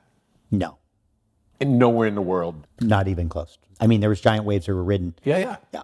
But Maybe not in like- cartoons. But not like this. Maybe. Okay. Only in those surf movies when I was a kid. Yes. Because they had cartoons Yes. in the surf movies Yeah. with little tiny guys riding giant waves. Yeah. It was like that.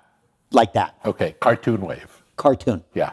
Full cartoon. Yeah. And that was cartoon wave from 2 miles away on a cliff. Never mind throw somebody out there and see that they look more like a mosquito than they do like somebody to ride the wave. Like beyond, like just not in the game of what people you do. Yes. I mean, Waimea's giant. It's a beautiful wave. Sunset Beach, okay. Yes. You know, Regnal Road, Makaha, 1969, but this is a different thing. This is just a different creature. You could just see the speed of the wave, the shape of the wave. Different magnitude, different? More than the next step. Okay. More than the next step. Not a big day at a good spot. No. Just a whole different animal. Whole different Just animal. the speed. Yeah. And just the whole setup on a cliff, where it is, how it is. It's like everything about it makes it look like that's not exactly an imitation. Yeah. Like there's not like a sand beach in front. where you can go down there and stand and go like, hey, maybe I'll paddle out. There's no sand anywhere in sight for miles. And sand is like Boulder Beach. That's all the sand there is. Like Boulder Beach on a cliff in front of a thing with. So if you're lucky enough to make it back to land, you might not make it back up the cliff. Right. And definitely not with everything intact. Yes. Like you'll be broken board, whatever. So we see it, and I'm living with, I have a friend, Mike Waltz, whose best friend's dad invented windsurfing.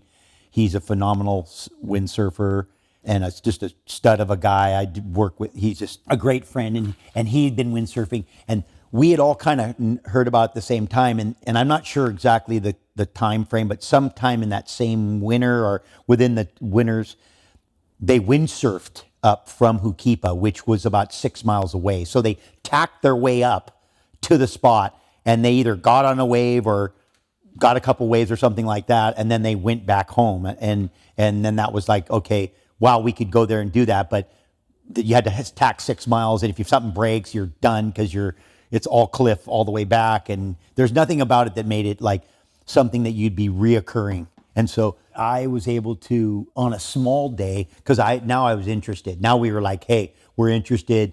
Like, let's see it. Let's go look. Every time the surf's big, we'll go down there and see what the swell's doing. We're starting to become interested in just observing the spot. Conditions are beautiful.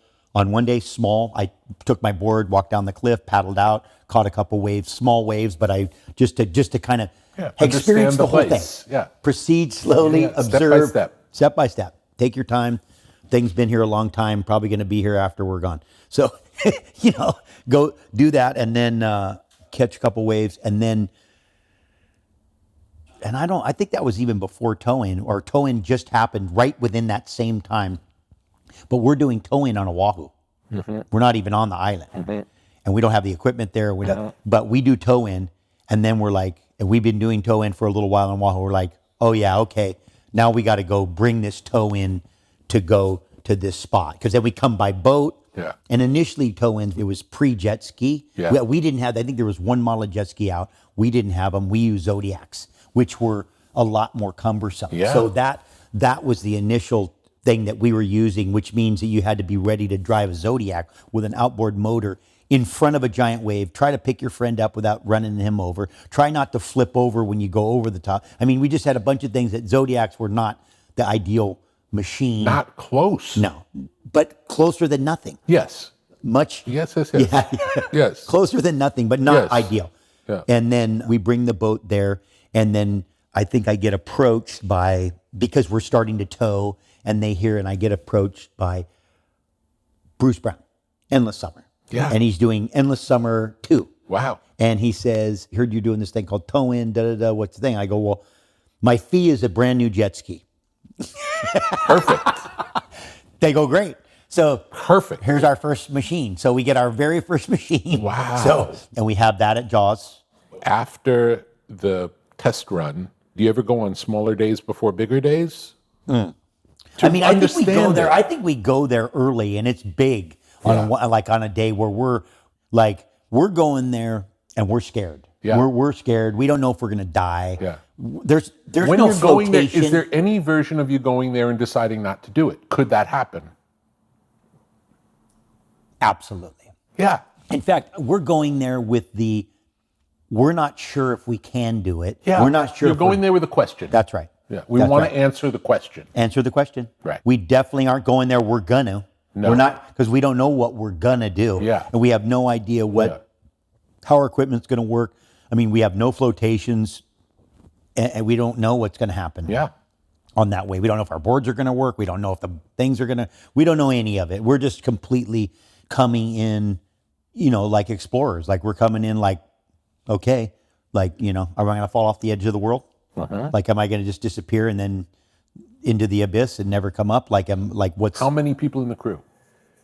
Well, the original crew was Buzzy and Derek and I. Those the three of us. We were the three on the North Shore of Oahu. But once I came to Maui, I had my boys over, or the group of guys. I had Mike Waltz, who was the windsurf phenomenon. But on the day that you went, there were three of you in the water?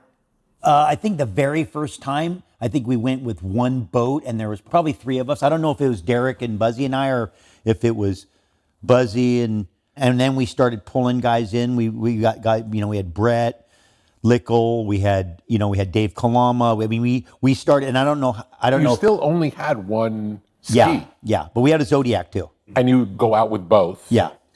I see. Yeah, well, because we had the mama ship that we would run with. I see. As well, and the one thing about the one little caveat that we had at that place is that that's also on the windiest place in the world. So we're on the wind factory. Yeah. So now we have wind as a big element that we never had on the North Shore of Oahu, because the wind is just not the same there. So you come there, and now we have the wind element, because this is a wind factory, combined with the giant wave, which makes it a whole different, another animal. When you're going fast on the board, for someone who hasn't done it, what are the things that you wouldn't expect?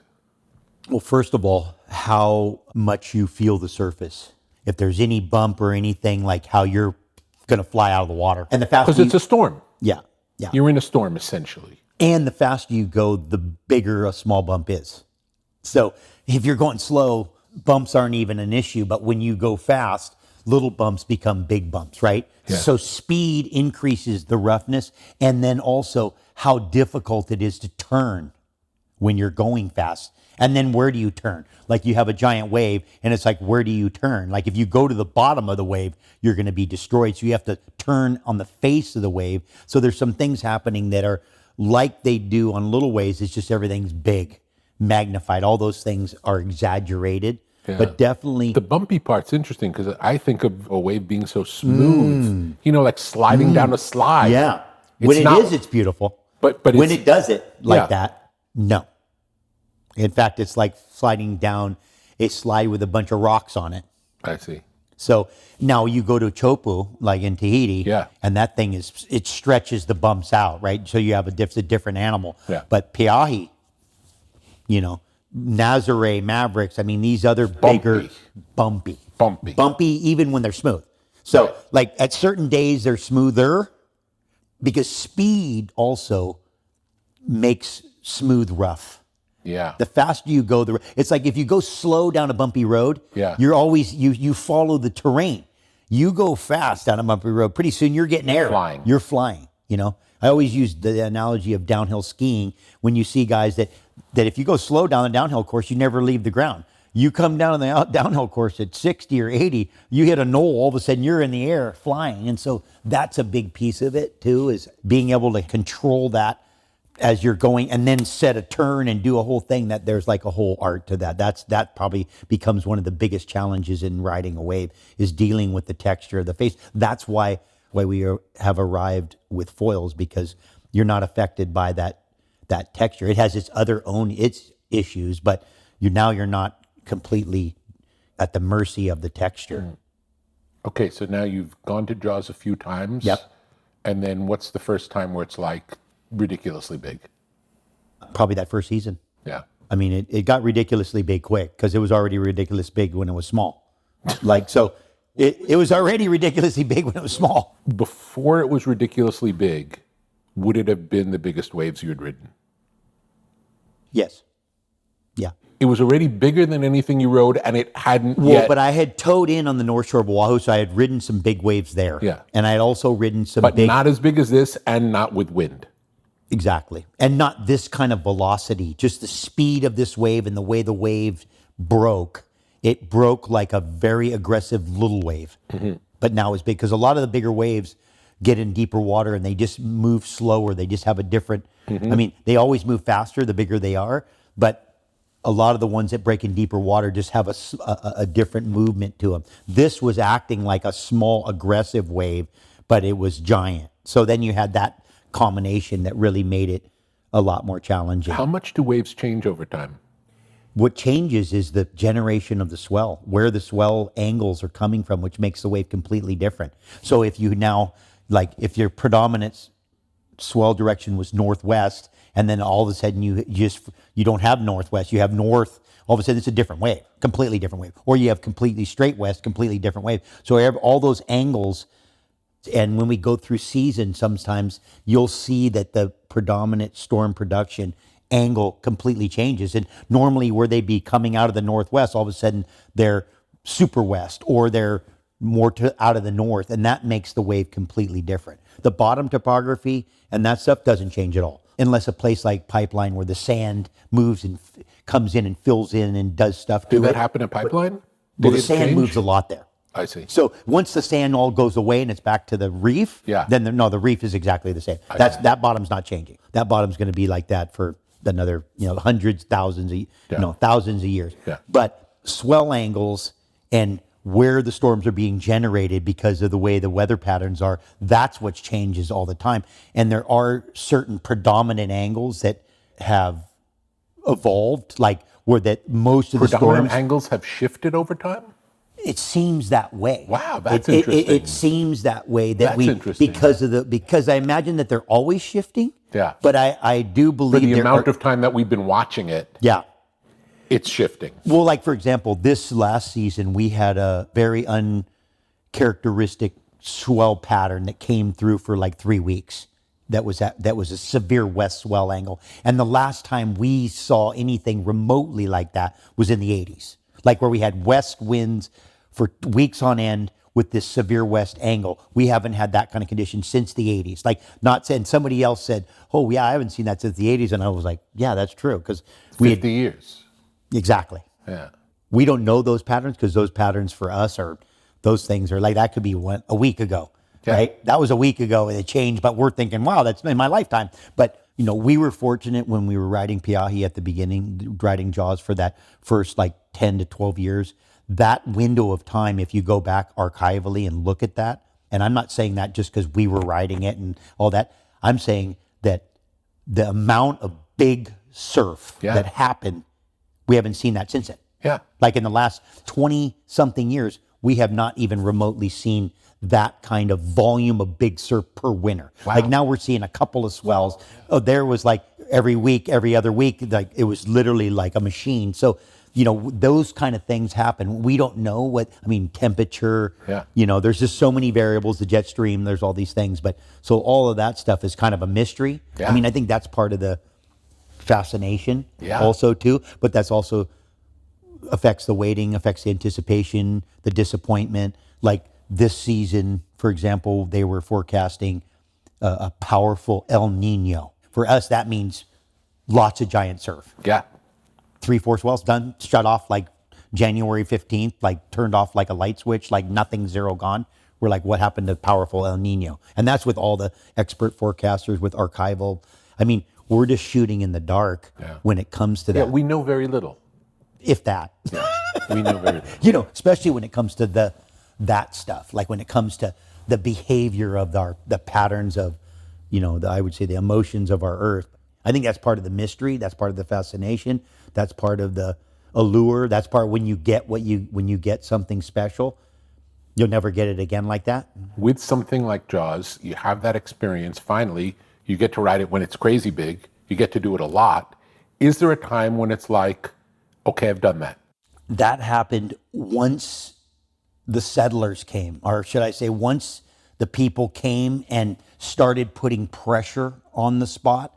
I got distracted from it and started being concerned about what people were doing and, endangering themselves, endangering other people. You understood how dangerous it was. Yeah. And people saw you do it and then think, oh, if he could do it, I'll do it. Yep, which is true. Yeah, but it wasn't always true. Yeah. And it didn't necessarily have to be true for you. No. Who knows? We don't know. We don't know. Yeah.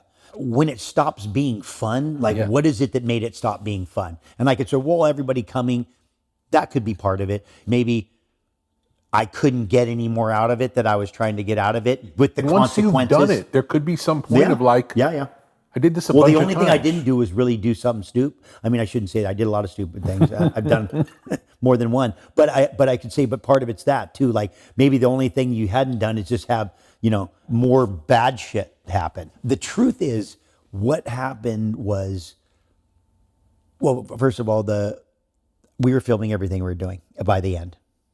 And that stopped being fun. It became, every time there was a giant Did it feel swell, like work or something? It just, because I was distracted. Okay, do we have the boat guys? Do we have the thing? Do you get the cameraman in? Do the cameraman got the thing? Okay, we got the, like all of that stuff, and all I want to do is surf. But then I'm like trying to organize all stuff. And then everything you're doing is being documented, and it's part of, okay, it's for your work, it's for this, it's the whole thing. So then I say, and again, be careful. My mom used to say, be careful what you ask for. The way God punishes you is he give you what you ask for. But I said, you know what? It'd be nice to have a special day, undocumented, right? Lead to an unforecasted swell, storm generation, uncharacteristically close to the island chain, in a position that normally they don't go. So the forecasts are inefficient, because they're used to forecasting from a spot and tell you the whole thing. So they don't really have a forecast for it. We start, Jaws is out of control, bad angle, and the energy is completely just making Jaws terrible, because the angle that the swell is coming from is making it completely just terrible. But making another place off of the airport down by Sprecklesville as good as it could ever be. So we go there. And to this day, I don't think we've ever ridden or seen anything bigger to this day. No cameras. Yeah. Couple miles offshore. Yeah. Giant shore break. Yeah. IFR, which means no helicopter, because had a helicopter friend. My friend Don was going to fly and see. My friend Dave Kalama, who's my tow partner, had a hurt ankle or injured, so he couldn't come with me. Convinced these other guys to come out with me, Brett and John Denny and Sierra Emery, who's since drove off a cliff on purpose, but convinced them to come out with me. And it was as big as we've ever seen, ever. Anything. My friend Brett was injured to the point where I had to tourniquet his leg with my wetsuit and give his flotation, swim naked, get the jet ski, get him, call the ambulance, crash land on the beach naked in front of a bunch of people, put him in an ambulance, and then I went back out again. And that's when I realized, but the truth is, I realized that on that day, at that point, that there was a limitation to our boards. That the boards themselves were not going to allow the technique of being towed in with a board. Once it got to this next thing, which we might not see in my lifetime. Yes. We may or may not. Yes. You couldn't descend. You got past the point of where the equipment could hold up under the conditions. Yes. And that changed my life forever. Like, at that point, I was like, this thing over there is bullshit. And when I don't mean bullshit, but I mean, like, I'm over. Yeah, you had an epiphany. There's some new thing to do. Well, and also, I realized that I'm not going to, if it really does do some thing that I'm waiting my whole life to do, as this guy's pursuing, trying to ride giant surf, I'm not going to be able to do it with these things. So I need to figure out what it is. Yeah. Which we had already been playing with the foils. What was your first time you ever saw anything on a foil? Well, the first time, probably planted the seed, I rode on a giant hydrofoil boat, inner island in Hawaii, called Sea Flight. And it was a boat that had big turbines on it, and it lifted up on hydrofoils and flew across the water, and I rode on it as a child. Yeah. It was called Sea Flight. Yeah. So, as a child, fly on this thing. The thing somewhere deep in my brain was this seed, right? And then cut to, again, summertime, boredom. My friend Brett goes, hey, there's a thing, this guy's got this hydrofoil device in his garage up in Pukalani on Maui, and, it's a seed or something. I go, well, can you get it? And he goes, yeah, let me see. And the guy goes, sure. So he let us borrow it. So we took it. And did it have a chair or something? Chair. You sit down and you strap. I thought it was for handicap. Yeah. I thought it was a handicap device. I go, it's for handicap, but it wasn't. It was the way the thing was set up. You strapped yourself to a seat, and I called it the scare chair. And then you just get pummeled, right? You'd fly along and we'd smash our face. I'm like, we're surfers. So the very first. Would you get towed? Towed behind the boat, behind our seat. So it'd be like water skiing, except you're sitting in a chair and you're floating above the water. Yeah. On a stilt. On a like stilt. a stilt. Yep. On a foil. Yeah. On a foil. Yeah. On a stilt. You're sitting on. And the guys who can do it well. They can do backflips, and they ride along behind the boat and do a bunch of crazy stuff. What's the name of that Well, activity? original one was called an air chair. Air chair. The air chair. It was called the air chair. Right. And it came originally from a set of water skis that somebody had designed that had a foil on it from the 50s or 40s, or because hydrofoils have been around militarily and also in the water world for a long time.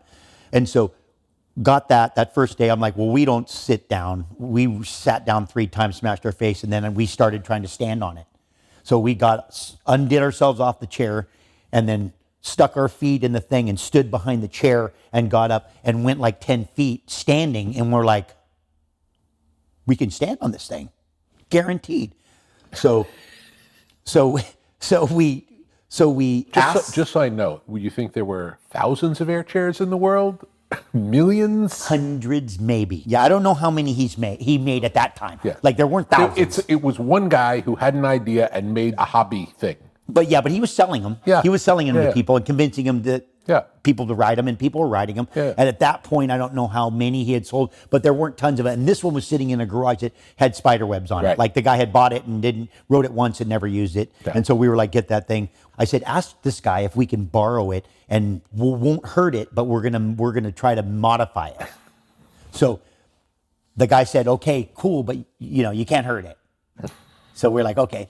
So we took the foil out of it, and did it unscrew? How did it had an insert, so it came up in the chair. Mm-hmm. So the top of the foil shoved up into the seat and had a screw underneath between the seat and the top, screwed it down to hold the thing in a slot. Yeah. So we undid the screw, we popped the thing out, and I'm like, okay, now we have to figure out how to make a board that we can make a slot. So we took a wakeboard and we made a plywood pyramid out of multiple layers of plywood that we made a slot out of, and we shoved the thing up there and screwed the thing into it, and then we mounted snowboard boots, stiff snowboard boots in the front and back, because we figured the chair offered leverage against the foil.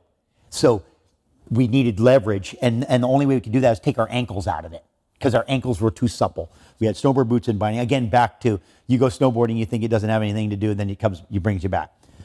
We boot in, we clip on, and we can stand on it and we can fly behind the boat. We're jamming around, standing on a foil. And as soon as you stand up and you feel it, you're like, oh, okay, this sensation is beyond amazing. How long ago was this? How long ago was that? Probably right around that same time, late 80s, early 90s. A long time. Yeah. Early 90s. I didn't realize you've been messing around with foils that long. Yeah. Early 90s. I would say a long time. Like we've been playing with foils for more than 20 years. Yeah. So did that, rode it. We're having fun. It was cool, flat water. And then we went, and we were tired of driving to the other side of the island where the water was flat. So we went to where there was surf. And so we started towing around, and then like towing, all of a sudden let go and fly along, and all of a sudden riding the waves energy with the foil. And we realized that you could tap into the energy of the wave with the foil. Which you'd have no way of knowing, because up until now, you've always been on the surface. Always. The relationship between the board on the surface. Gravity. Yeah. So your board's not touching the water, you can't surf. That's right. You just don't know, how would the thing underwater cutting along, how would the fin underwater be able to be pulled by the wave's energy? Like, how would that even... How would you know? You wouldn't know, but we knew quick. As soon as you let go and you went like that, we went, oh my, we can ride a wave with it. And then once we did that, we had, like I said, Dave Kalama, Mike Waltz, Rush Randall, Mark Angula. I had a good group of guys that were excited, because we had a little core group, and you get excited. Of course. It's like a band. Of course. You're like, oh man, that song, yeah, okay. And then we get hyped up and we meet each other at the beach. And, I remember at one point we were all learning how to do front flips on windsurfers. Like somebody said, we heard about some guy did one by accident or something, and then we're like, oh, you can do a front flip. So we went down. I think my record was like 8 boards in a day, broke 8 boards in half in a day. I think our other buddy broke 8 and 6. I mean, we were breaking board, but we had that kind of thing going with each other. Yeah. Everybody got hyped up, started buying the foils from the chair guy. First of all, I called the chair guy up and I go, hey, listen, we're standing on these things. They're amazing. He goes, if you are, we're going to sue you. He goes, liability. Somebody's going to break their neck. I go, okay, whatever. So we had people go online and buy the parts and stuff. And then we would make, and then we started building boards specifically to hold the foils. We started chopping the tops off and welding plates on and making all these prototypes. I mean, everything was a prototype, one of the big breakthroughs we have is Kalama's uncle or somebody had a naval engineer, and he created this one wing out of G10 that we could bolt to our existing fuselages, and that changed the way our rigs rode. You know, we could handle the speed. How different is getting towed versus riding a wave? When you're being towed, the water is neutral. Yeah. 99% of the time, even if there's a little wind blowing or whatever. Yeah. So you're flying through neutral environment. When you're riding a wave, you're harnessing the energy of a wave, which is energy going through the water. So the amount of pressure that's on the wings and the foil and how it's affecting the thing is much greater. Like you can get away with stuff on flat water towing that you can't. And there's other things too. You need things like you need to be able to slow down without stalling. So you need like a lower stall speed where like behind a boat, you can keep the boat's going 24. Okay, go 24, stay at 24, where you're going to be on a wave and you're going to go 35 and you're going to go 15. And so you need this bigger range of... What is the equipment that you need to be able to do that, to control the stall speed?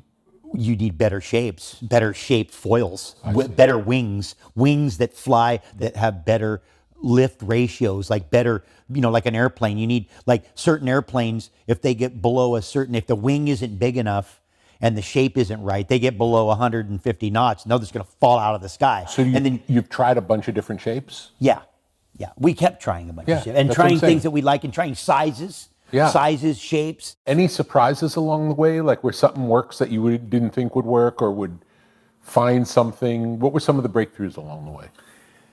I mean, the height of the strut. Yeah. So the height of the strut was a big factor because that increased the sweet spot, right? So it'd be like higher's better or worse? Higher's better. Really? Even though you get to a point of diminishing return. I see. Which is it becomes too much leverage. Yeah. So then you get too much leverage, which isn't great. Yeah. But it's like a big tennis racket where you have a bigger sweet spot. So imagine if your board doesn't touch and the foil doesn't come out of the water, that's great, right? But if you have a short strut, which is the piece between the two, then the board can touch soon or the foil will come out. And either one of those are a disaster. So technically I describe it like travel in a vehicle. It has bigger travel. Like when you go to the Baja 1000, the guys have like 48 inches of travel. It means you can drive through a 48-inch pothole and not bottom out. Yeah. Yeah, so it's the same kind of thing where when you have that bigger mast, you can go, and especially when you're going down bigger surf and you're going fast. So we started to play with all of that position, foil shape. Was anyone else in the world doing this? No. Yeah. And I imagine if anyone saw what you were doing, they would just think they did. They thought we were crazy. Yeah. And on top of it, we were crazy because we're booted in. We had snowboard boots on. So you imagine, and that was another thing that affected my pool training and stuff too, because I had a situation where I was with a friend and we were way offshore by ourselves, and a giant wave hit me and drove me with my rig. My foil rig was heavy way down into the darkness. And I was attached to a sea anchor with boots on, for real. Like, that old cement boots? Yeah. This was the real cement boot. Yeah. And I was at the bottom of the ocean connected to the board with my boots on in the darkness. And I was thinking, this is a problem. This is a real, this could be it. And so I reached down and got I had quick releases, so we weren't completely flying by the seat of our pants, and I got released, but I still had boots on. Yeah. And I still had to get to the top, and you don't swim well with boots. No. So what I did was, I didn't use my legs at all because the boots don't work, and I just used my arms. But through that process, I learned that you use a lot less oxygen with your arms. And so my breath hold time expanded. So I had more... Because you weren't using your legs. Yes. To swim to the top. Yes. Yeah. So came up, got it, had the whole... But so there were some things like that, kind of... I had that revelation about it, foiling, started to foil, kind of lost the interest at going to Piahi because it was getting so much attention and it had so much draw to it. And then after that, I just completely focused every single winter foiling in all the biggest surf we could. Like our whole thing, and we didn't even think about small waves. We were only towing in giant surf foiling. That was our whole use of it.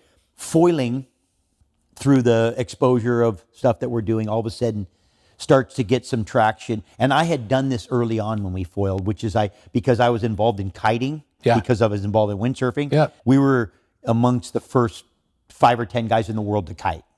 So I was in a core group of guys. And kite surfing is where you're on the board and there's a sail up in the air with a string. There's a kite in the distance, and it's like, and I mean, we were early on, like this stuff we were doing. First, we did it on land, and I ended up getting pulled up into some high tension wires and fell from the sky, broke my ankle. So I'm like, yeah, we can't do this on land. We got to do this on the ocean.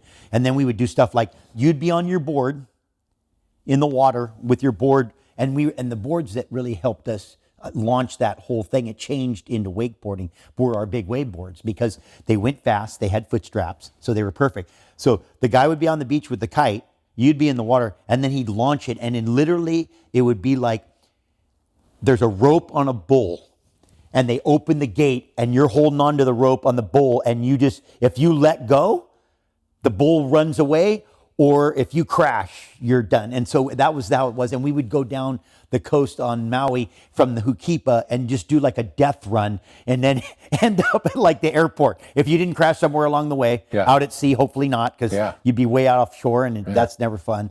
And the kites didn't relaunch. They were literally, if they hit the water, they was over. So you had to keep the kite in the air, not crash, and just hold on for your life. So that was early kiting, like in the initial stages of it. And in that, as we started to kite, we were foiling too. So we were kite foiling. They were air rams initially, which are the ones that guys jump off the mountain with, that the air goes in and makes the shape. Yeah. They weren't relaunchable yet. We had heard about a guy in France who had built the relaunchable ones, the blow up ones. And I knew a French guy, and I said, hey, when you go there, bring those kites back. Because he was making them for like some blow up catamaran or some crappy thing. I'm like, relaunchable kite, get that thing. So I married the foiling with the kite initially, and I kite foil, and I go, you know what, this is going to be a discipline, no doubt, but I'm not that interested in it. I want to ride waves. I'm a surfer. And that's my front, but it's going to be its own thing. We're riding all winter, towing in every time there's a big swell, working on riding giant waves with foils. Come to foiling's birth in kiting explodes.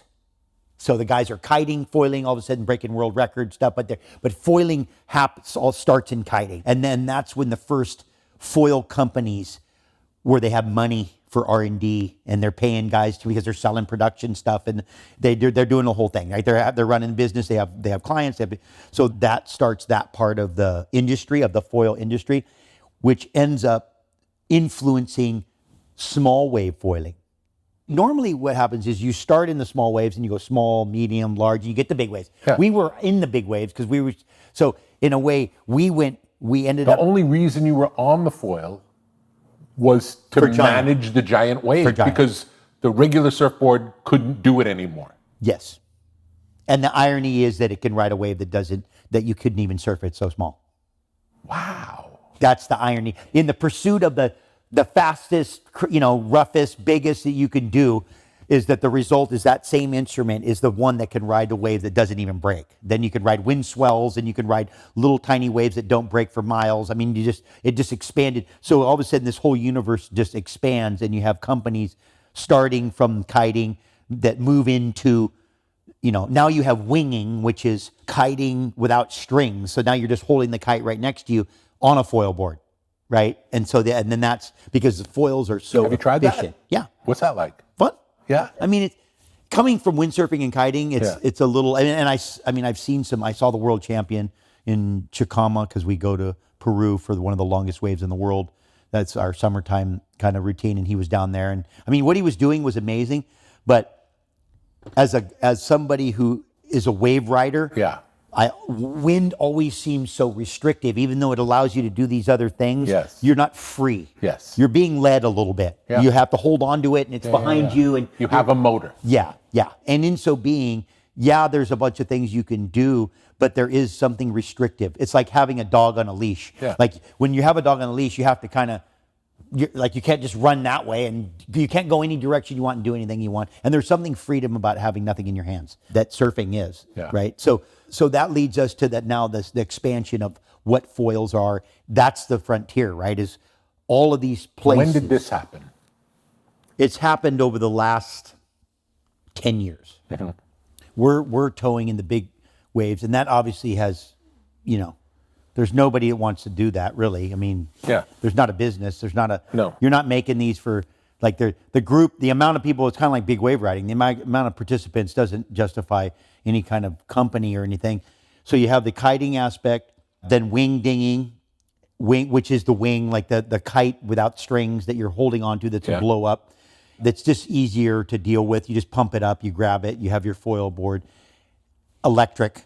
So electric becomes it, which made sense that there was going to be some electric device because it's just so totally suited for that. The guy who built that was in engineering school. He saw one of our videos that had foiling in it and changed his whole thing into learning how to design that and started a company called Lift, which builds one of the better electric. He's the first electric foil builder and one of the better ones, which I use to train as well. Really good for flat water, good for your legs, and you can go really fast on them. So it's really good for reactive time. Still strapped for in the or speed? No. I could use some foot straps. I just tell don't me put about on. When did the foot straps go away and why and what's the difference? Well, so the boot went away once the foils became less sensitive and more efficient.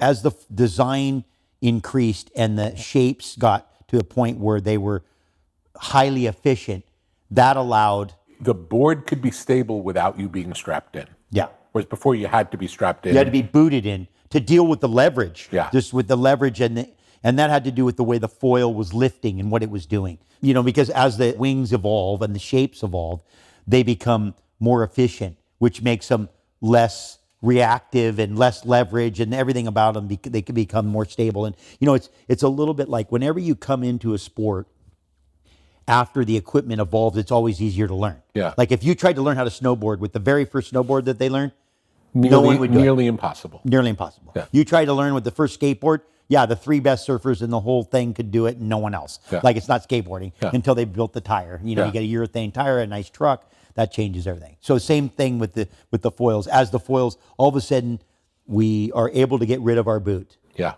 And actually, a guy came to visit me because my nephew put a foil on a stand-up board initially, and I looked at it, I go, oh, that looks cool. But I was kind of like, okay, I'm focused on the big wave. I'm not, might be good. And then a guy came to visit me who had one of the foil companies, and he brought a stand-up paddle foil board. And I went and took it out. I rode one wave. I said, well, I'm going to take this from you, or you can sell it to, you can sell it to me, but it's not leaving my house. It's not leaving my house. Like, I'm not letting this go. And he's like, well, it's the only one I got. And I go, yeah, but you built this one, so you can build another one. You're a professional. So then now all of a sudden foils are the shapes, the sizes, the materials, everything's evolving. And so we move into where we are right now, which is we have a enormous spectrum of disciplines and environments that we can do it. Like some of the fastest sails in the world. I mean, first of all, everything's on hydrofoil. You watch America's Cup, you watch all these sailboats, everything's flying on blades, right? But in foiling specifically for us, the pinnacle, just like I felt like in surfing, is big wave riding. That's the top. And then also distance, right? So there becomes some other things, speed, distance, size. Like I like those things. Those things are, and usually there's some relationship, but you can ride very small waves.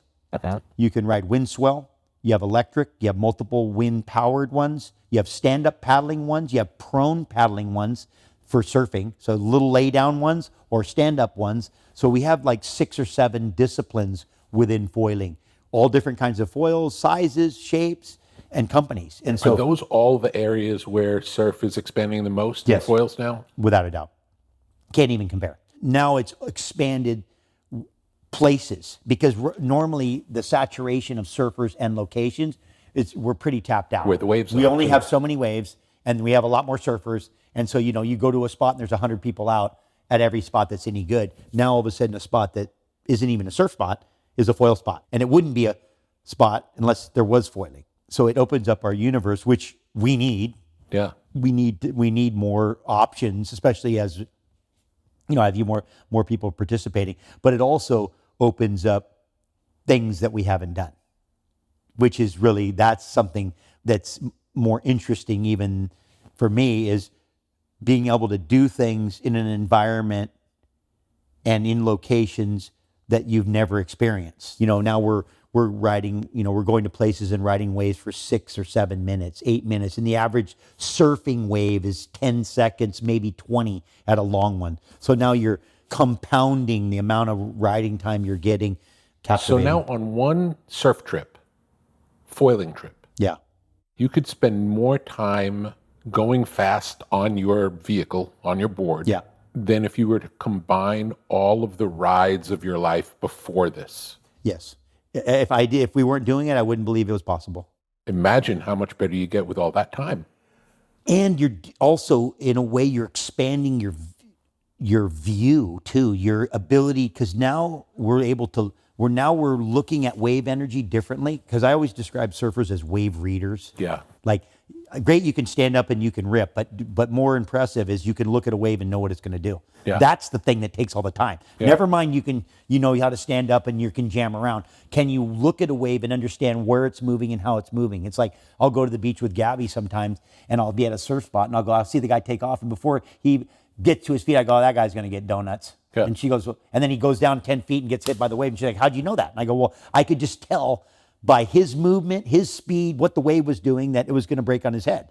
Or somebody's going to make it. I mean, and there's always a surprise. Like, you're like, I thought that guy was going to make it, but he pulled it off. Yeah. But that's where it takes the time. And now we're looking at waves. We're watching waves earlier that we wouldn't even have considered, because we're seeing them before they break, because that's when we're riding them. They're doing a lot of downwind stuff too, where they're getting on the foil and they're able to just fly from one wave to the next, to the next, to the next, and just fly and connect the dots and put those pieces together, which again takes that reading and that judgment, which is really probably the enticing thing of it, right? It's like hearing music and knowing how following where it can go. Yeah. Yeah.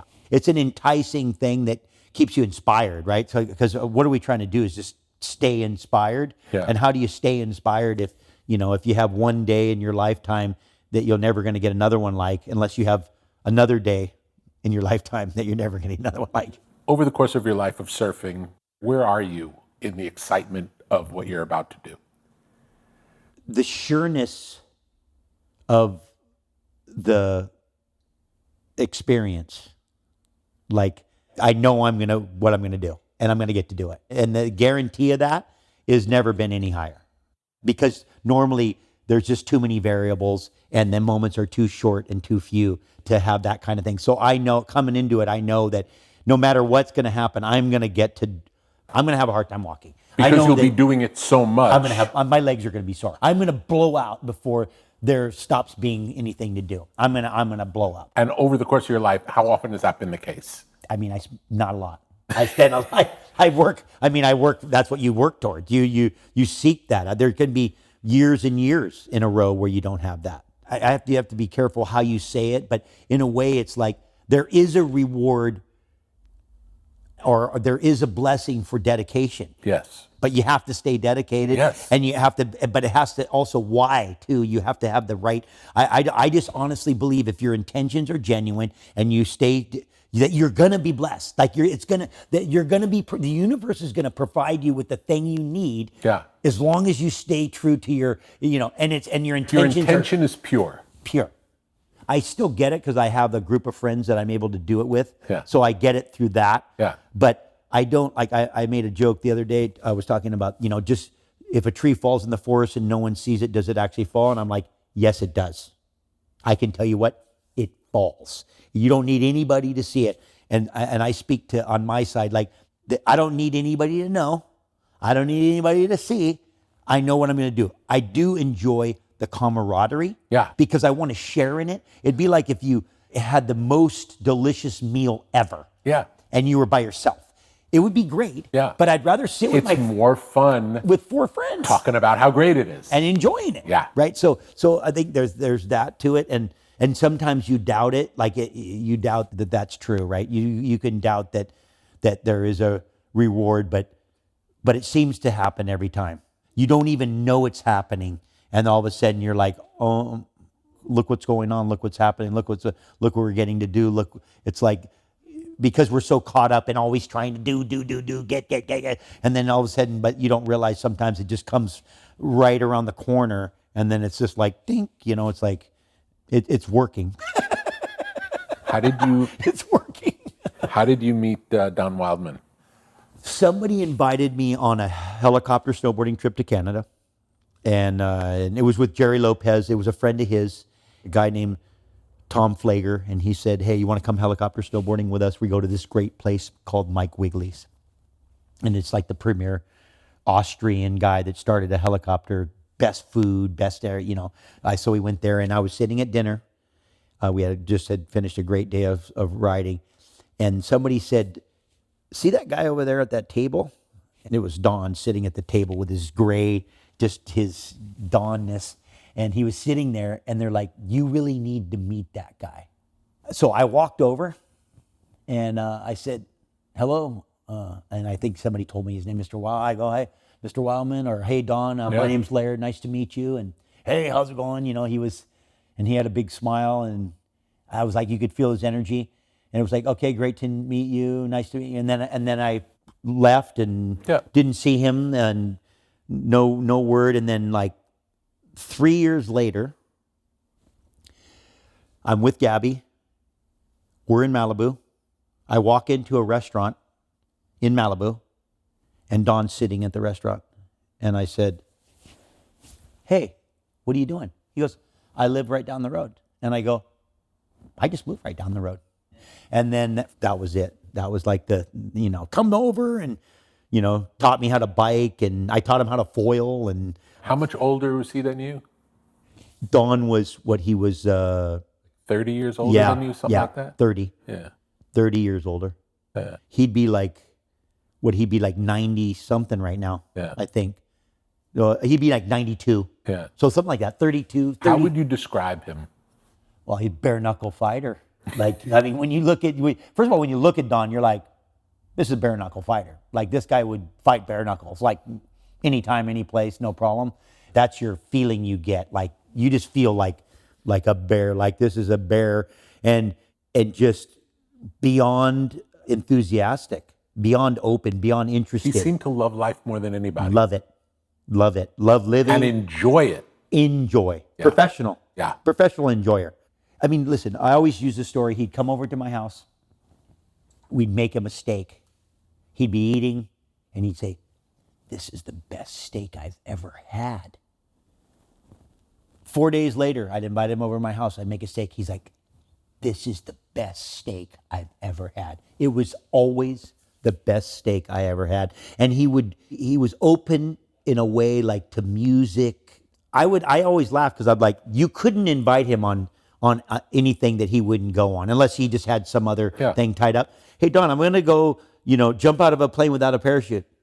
Sounds fun. Let's go. Like, it didn't matter what you said. Which one you want to. I mean, one time we were at Chopu. Yeah. He's in Tahiti, Chopu. And Don doesn't really surf. He surfs a little bit. Yeah. He doesn't surf. He's sitting in the boat. He doesn't Chopu surf. No. And not even remotely near Chopu surf. Yes. After about 40 minutes or an hour of me towing, I come over by the boat. He waves me. He comes over. He goes, I think I'm ready for one. I looked at him. I go, hey, Don, I love you. Yes. You are not ready for one. He goes, I'm not. I go, you're not. He goes, okay, good. So, there was a lot of those. But him and I had a crazy, beautiful relationship. And I had a lot of incredible trips with Don. Tell me about the race across America. Oh, God, yeah. Well, first of all, Don was a professional sufferer. Like, he could suffer, professionally. Better than anybody? Very few in the world I've ever seen that could suffer so well. Actually, after being uncomfortable for a long time, he would actually get better. Like, he would start to do better. He didn't do worse. It wasn't like, hey, he suffered for 2 days. He would start to excel. But his endurance thing started with the Ironman, right? So he sold his company and turned into an Ironman guy. I guess he bragged about he was going to start doing triathlons or something like that. And then his boys said, well, they just said in Forbes or something, you're going to do triathlons. And so you're going to be a real jerk if you don't start. And so he just started doing Ironmans. So I think he started when he was 50, and he did an Ironman like every year for 10 years or 12 years in a row and never missed. I think he got second and then finally won his age division or something. Always second or winning or second. So he obviously loves endurance stuff. So he suckered me into I suckered him into, we would always sucker each other into certain things, but this was a suffering he suckered me into, and I was like, I didn't want to do it because it was part of the reason why I didn't want to do it. I don't like the formality of it. I don't like event, like they set competition. It up. Yeah, I just don't like the thing. I don't mind doing something brutal. Yeah. And I don't mind going with other people and trying to beat people in brutal things. Yeah. I just didn't want to participate in like a structured thing. Yeah. And he goes, we'll do this. There's this thing called the Race Across America, and I've done it once before, and I think we could do really well. I got a team of us. I think you're good. I got this other guy, Timmy C, who's the bass player for Rage, and I got this other friend, this other guy, Jason, who's an ex-football quarterback. And I go, I think we could just really, we could hammer them. This is a bike race where the other racers in it are all professional bike racers. That's right. Yeah, these are professional bike racers, right. But Don has it in his mind. He understands. He goes, oh, your VO2 max, your guys' ability to suffer, we're in. Yeah. I go, okay, I'll do it. But my contingent is that we have to paddle to the start, which is a 24-hour paddle. And it's from Malibu to Oceanside. So Malibu to Oceanside, but we're going to relay it like we're going to do the bike race. So it's not going to be completely bad. It's just, you're not going to paddle consecutively, but we're going to relay all the way down there. To get to the race. To get to the race. Yeah. Which I don't think the racers appreciated that, but it wasn't about them. It was about us. We went. And, that's what made it fun for you. I'm like, okay, I'll do it, but I want to paddle because I was doing these things called paddle and pedals. Oh, and so I had gotten Don to do one with me in Hawaii. I took Don on this one where we biked across every island and paddled across every channel in Hawaii in 5 days. We went 500 miles. And he said it was worse than 10 Ironmans, but I think he's making me feel good. So you either biked if it was land, or paddled if it was water, across the entire chain of Hawaii, from the southernmost point to the northernmost point, every island, every channel. Mm-hmm. And so we had, like, the first bike was 125 miles, then we paddled for 35. The longest paddle was 22 and a half hours. But we did those consecutively. So anyway, before or after, I'm not sure, but he's like, perfect, here we go, Race Across America. And so him and I were on a team, and then Timmy C and Jason were on the other team. And then when we were really going, we would be like 30 minutes. Everybody would go. I'd go 30 minutes as hard as I could. Then he'd go 30 minutes. And then Jason would go 30 minutes. How long is the race? Tell me what the race is first. The race is from Oceanside to Delaware. Oceanside, California to Delaware. Yes. Across the entire country. Yeah. Bike only. Bike only. And how long does it take? 3 or 4 days, 4 or 5 days. It's 24 hours a day. 24 hours a day. Somebody usually dies along the thing, is run over by a truck or something like that. And Don had done it before. He thought we had a really good chance to win. Don was in his 70s at this time? Yeah, late 70s. Late 70s. Yeah. You're a surfer. Yep. We got a guy in Rage Against the Machine. Yep. And we have an injured football player. Yeah, an ex-college football guy, but who's got a big VO2 max. Going against professional bikers. Yeah. We start, and there is obviously you have to go, there's a lot of hills. I think we climbed something crazy within the first 2 days. We climbed, I want to say, we were alternating, but we climbed like more than 75,000 feet, right, of elevation between the four of us, which was a lot of elevation. And you're going day and night, so you're not sleeping. Yeah. And you're riding in a trailer, and then you're getting in the bike, and you're just doing like that, and you can't eat, and you just feel terrible. And Don just loves that. So he thought it was great. He thought that was like a fun thing. And so we were leading the race when we got off the mountains. And technically the mountains would have been our weakness. It was the hardest part. Well, it would have been our weakness because we were bigger guys. Yeah. And I remember at one point there was another team that caught up to us. And we had some weird stuff go on. Don hired a manager to help us manage the times and the whole thing, somebody that had done it before. And he was undermining us the whole time. So he was actually trying to break us. And he kept saying, this is RAM and and like the whole thing. And I kind of caught on to it. I'm like, Don, this guy's sabotaging us. Like, he's making us go in paces and doing things to break us. I go, this guy is, and then lead us down the wrong road, like the navigation, like off. And, you know, I mean, it was like, there was some stuff going on. And once Don finally realized that the guy was doing that, then he's like, okay, he fired the guy. But there was like, the guy was doing stuff like, you know, when you'd have to do a change. And so the guy would be on the bike ready to go. And then he'd start riding, and then once you passed his back tire, then he'd pull over and get in the van and go. But the van would be waiting. So you'd be just grinding away, feeling nauseous, not sleeping, can't eat. And you'd see the van, you'd think, here it comes. And the guy would be like just poising there, and then he'd just drive off, and you'd have a big hill climb after. So he would make you psychological think he was doing some weird stuff, right? So I'm like, Don, this guy's messing with us. The guy was waiting at the bottom of the hill, and I remember coming down a hill, and the guy was sitting in the car, and I knew it was the guy. I knew what he was doing. And so as I went by, I just put my elbow out and hit the side mirror on the van, and it slapped on the front window, and the guy like jumped out of his seat. It was right when right after that, Don fired him. They sent him away. But we were leading the race, and we were in the flats, which means that we were really going to roll, and we all started feeling better. I mean, you're up in Taos, New Mexico at, you know, whatever, how many 1,000 feet breathing air. It feels like you're breathing out of a straw, and you're having to ride as hard as you can. And it was definitely a test of will. But Don just felt better and better. And so we get to Herman, Missouri. The one guy passes my friend, then it's my turn. And I ride up alongside the guy, and the guy says something like, this is what we do, or whatever, like, hey, surfer boy, or something like that, which was probably not the thing to tell me at that particular time. And so I just left him and you know, horizon dropped the guy, and then changed with Jason. And then Jason was going, and then we were going to start rolling. We're really good. That guy's escort vehicle passed us, went up, and ran over Jason, hit him with the car, and broke his leg. It's unbelievable. Broke his leg in Herman, Missouri. And I was behind in our van, and the guy passed us and just went right and literally ran. And I saw Jason go down. I thought Jason got run over. I thought he was dead. Yeah. Like, I thought he was killed. And I was with cameraman, Officer Sweet, and the three of us we're observers. We watched him hit the guy, went over there. Jason was on the ground, but only broken leg.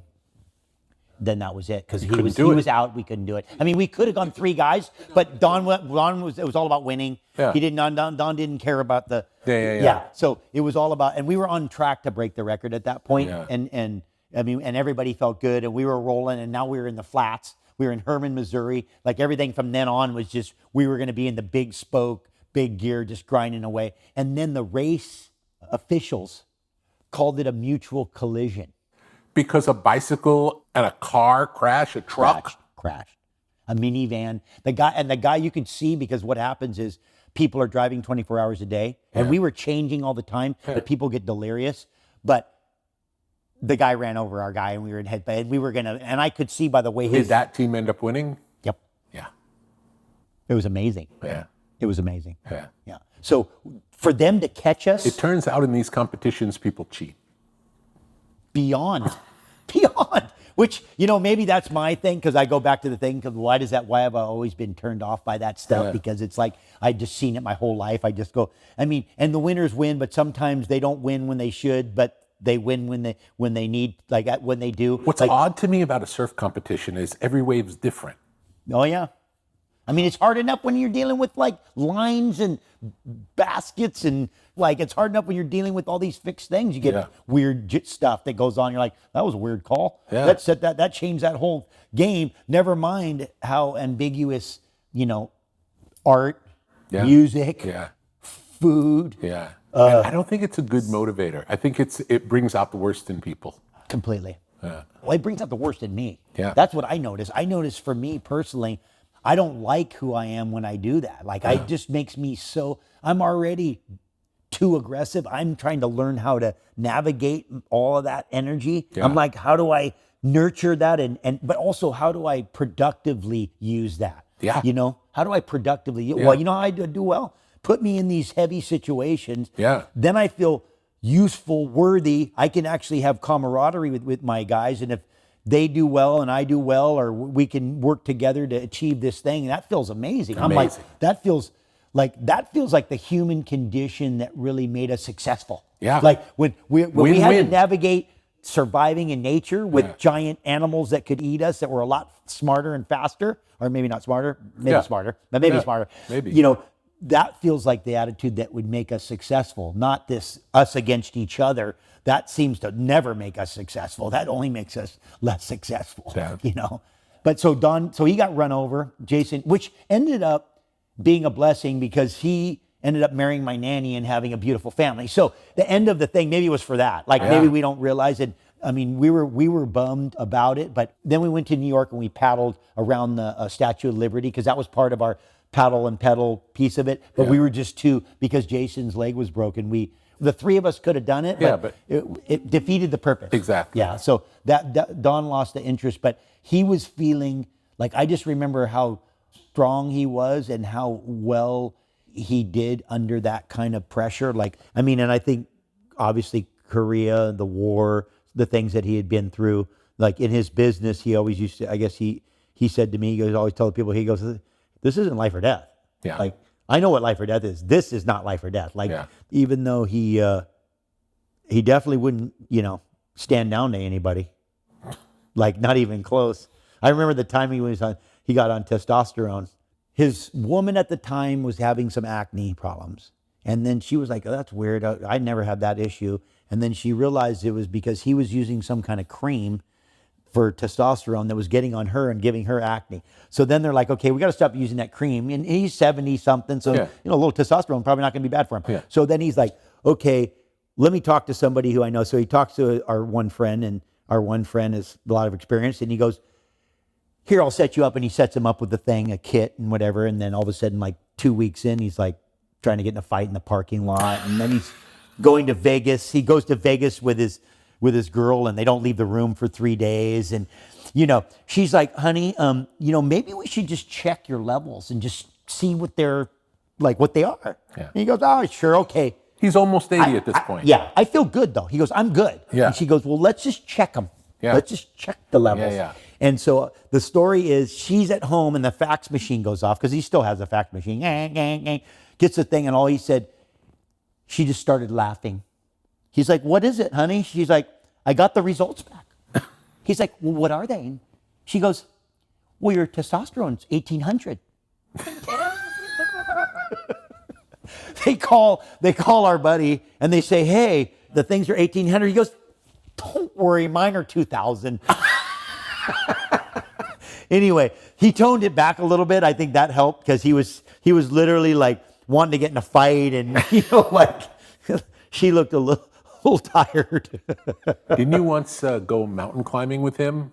Yeah. Tell me about that. Oh, we've been in an avalanche. Don and I were in an avalanche. I was in an avalanche with Don. We've had a few things. I mean, he got hit in the face with the board. He had the punctured lung the time he had the punctured lung. Like he had the time he crushed his tibia plateau and then had to be, I mean, he was like Humpty Dumpty. Literally break, glue back together. One time he fell on his bicycle at his house in Utah on black ice and then broke his femur. And he was like laying on the black ice and the guys couldn't get to him because it was so slippery they couldn't even. But he gets home, he's got one of his legs is incapacitated. And every time he goes to the doctor, they just can't believe how fast he heals. So I go in the gym, he has his crutch on one of the pedals of the stationary bike, and then his other leg that works on the other pedal. And he's pedaling, but the other leg is obviously can't work, so it's on the side, and he literally is doing cardio. One-legged bicycling. With the crutch. With the cane on the other side. Yeah, crutch on one pedal, crutch on one pedal with arms, leg on the other side like that. Yeah. Oh, I got to do my cardio. Like beyond obsessed. Yeah. Beyond obsessed. Well, he would say if he didn't train, he wouldn't eat. Yeah, that's right. Tell me about the mountain climbing. So no, he goes, hey, I want to go do Everest. And I said, okay. Like I'm the guy he sucks in, I'll go, and then maybe I'm there, he can help me, I can help him, whatever. Yeah. So he's like, hey, I want to do Everest. And I go, well, how about before you do Everest, let's just do a little hill. Yeah. Like Rainier, which is the longest endurance climb in North America after McKinley. But McKinley takes 3 weeks. Yeah. Like Rainier, you can go up there, you can hike up halfway, sleep the night, and then hike to the top and hike all the way back down. Yep. So we go, okay, let's go to Rainier. So we go down, and his knees are hurting him. I think this is before he's got the double knee surgery. And we're going, and somehow they feed us burritos. They feed us bean and chicken burritos. And we're in a tent, the two of us. And I would say it's a gassy night, but it's beyond, it was beyond the point where it was just, we didn't even care. We were like on the top of the glacier, like, so we wake up early in the morning, we hike, we're going, I think Don's son, John, his youngest son's with us. I'm behind John. At one point, John's headlamp falls into a crack. And John tries to get it. I'm like, John, you can't get it. You're not going to get it. And the guy in the front goes, hey, stay away from that crack. That's where 10 or 12 people fell and they never found them. And I'm like, exactly, keep going. So we go, we do the top, we come back down, and we're partway down. And when you are down climbing, the weight is 7 times your body weight on your leg. The down pressure so down climbing is a lot harder. Everybody thinks it's about going up. It has nothing to do with going up. It's about coming down. That's why people have so much problem, is they think the summit is the achievement. No. Making it to the bottom is the achievement. And you know what the parking lot is called at Rainier? Paradise.